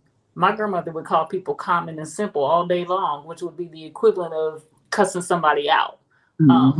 However, my cousin and my sister taught me how to fight physically, because it was always 2 against 1. So, I can win if I'm jumped. Let's just say that. Walter, come get her. She ain't here talking about fighting. Walter would be the main one telling you, like, don't mess with her, because I'm going to cut you up intellectually with some words that you're going to have to go look it up. And when you look it up, it's going to be extra mad. And then I'm going to have to back up the words and just, listen, I ain't no easy win, but I'm not going to start the fire, but I definitely will extinguish it. But I've learned to fight with my words first. But if I gotta, take it there and chop you off at the knees, then hey, baby, I hope your toenails are polished. My brothers taught me how to fight. Like, I grew up with boys and boys roughhouse, and I, to them they were playing, but I was fighting because I'm a girl. That hurts. Ouch. Ooh. And I just learned how to fight. However, the more I became curious and I love reading, and I started to read and just expose myself to a lot of literature, I learned how to fight with my words real good. And it was actually more satisfying. And I used to do it in a very harmful way. And then I realized I don't want to tear nobody down. So imagine if I flip this on its head and start to build people up, I could be more powerful. So I did a course correction after doing a self-assessment. And I don't want to be the person to cause people pain, but I will, and I can do it very well. But I always pause and hesitate, because once I go, ain't nobody pulling me back. Nobody. But I've learned to manage that, right? And we've had those conversations before on this panel. And I remember the Aset, one question you asked me, you said, well, can you just ignore them? And I said, no, they're going to feel my wrath, but learning how to balance that and also not be as reactive, like Cinnamon said, where we've been taught to be tough and abrasive should you come my way and make me uncomfortable. But I'm realizing there's more power in having self-control and divvying out my strength, where I see you as a deserving opponent. And I haven't met too many people that are deserving. But I will say this, my husband has taught me a lot about warfare. And he always says, you're beautiful like a tiger. He says, you're beautiful, but you're dangerous like a tiger. A tiger will attack you when you least expect it. He said, and that makes you dangerous, and not in a unlawful way. But he's like, because you put out so much positivity, and you are this beautiful piece of work. But Yeah. boy, they ever get to meet you. And he says, sometimes you have to let people meet you when they try. Right. Correct. So Mm-hmm. we are taught to be tough and abrasive. We are, if I have to tell the truth. And Mm-hmm. I don't think we have to be conditioned anymore. I think we willingly fight each other. We willingly disrespect each other and cause all kind of harm to each other. Um, but at the same time, you can take that and make it work for you in the most beautiful ways. I am Biz. I mean Biz. I know you wanted to bring up something else. Yeah, I wanted to add something that we were talking about earlier. I watch not a lot, but I love looking at movies and trying to find the deeper meaning in them. I'm a Virgo. My mind needs to solve a problem. So, but there's a lot of hidden meanings in a lot of movies. I was listening to a review, a movie reaction of The Green Mile, and Mm. for the ones if you know you can revisit the movie. John Coffey was the I guess the angelic person. Actually, he was symbolic for Jesus, John Coffey, Jesus Christ. And back in the 80s, 90s, that's they usually did that, have the same JC as Jesus Christ. But he was a simple man, angelic man. Sorry, angelic man. But when he took on um, the disease and was trying to heal people, if you Mm-hmm. notice, he would the it looked like flies was coming out of his mouth. If you can remember back to that movie, Mm-hmm. there's a exercise, energy, because I've studied energy healing. There's an exercise that if you have like pain or you have an issue in let's say in your knee, just do some deep breathing and Mm-hmm. just take your mind to that knee or whatever part of the body is, and breathe in, take a deep breath in, and just imagine just white light or healing energy coming inside your body and going down to that particular part of your body. And then when you're breathing out, it's coming out, and you're breathing out that dark, stagnant energy. That's what he was breathing out. It's called Mm. sanskara. I think that's what it's called. Um, so when you're looking at these movies, just look at it with a different eye. Now, there's a lot of hidden symbolism in that, but I hope that's something that could help somebody also. I That's think all. so. Go ahead, Thea said, because I know That, you talked about breathing a couple of weeks ago. right. That's called Reiki energy work that you just described, and the Buddhists, the Asian culture does it a lot. The Middle Eastern culture does that as well, and it's literally moving that toxin and toxicity out of your body, out into the universe, away from you. Um, Literally, it's Reiki energy work. And that's why they ask you to put a sound to it. I know Ayana Van Zant does that when she's pushing that out of people, when she used to be on, Ayana Fix My Life, and people would try to suppress those feelings. And she said, get it out, get it out, get it out, give it a sound, release it. Do you know that's the hardest thing for people to do? Was to honor what they were feeling in the moment. When I think about what you're saying, with what that movie was symbolic of what he was releasing, it made me think of Iyanla Van Zant and how we stifle our cries and we don't want anybody to hear us, and we go and we hide, and that stuff will attack your body. That's all I want to say. Awesome conversation today. I have one more question that came through, and I'm gonna give this one to whomever is the most knowledgeable.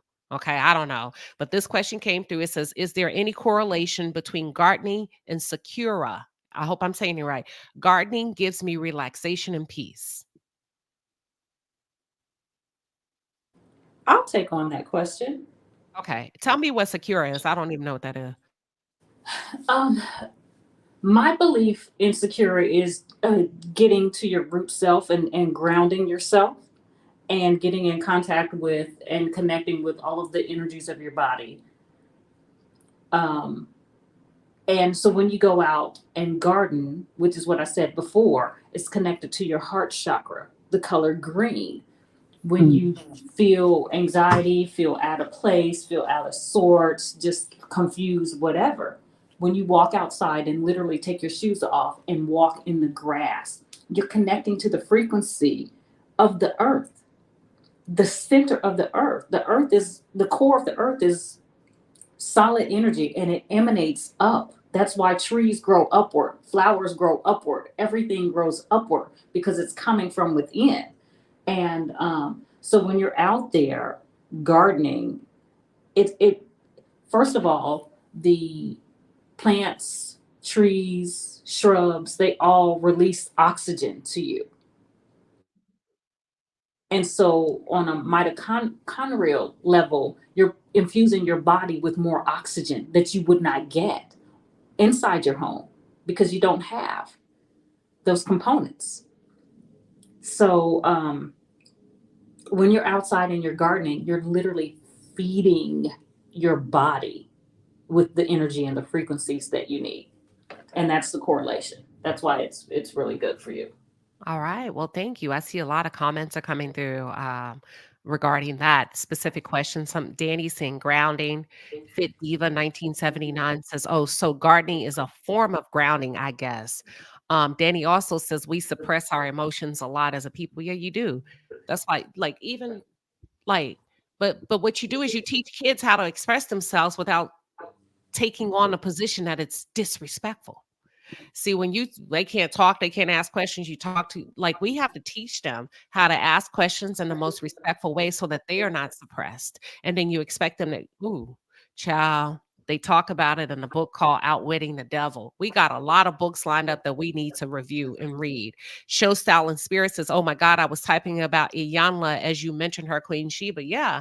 You know what? I think she allowed the world to get the best of her and she started to conform instead of pushing through with her wisdom, which is what we need. Be in the world, not of it. You know, and I think the world she started to get distracted. And I really hope she comes back because she is what we need. Kim, thank you for the 5 Ps. She says, great discussion. Thank you. We appreciate you.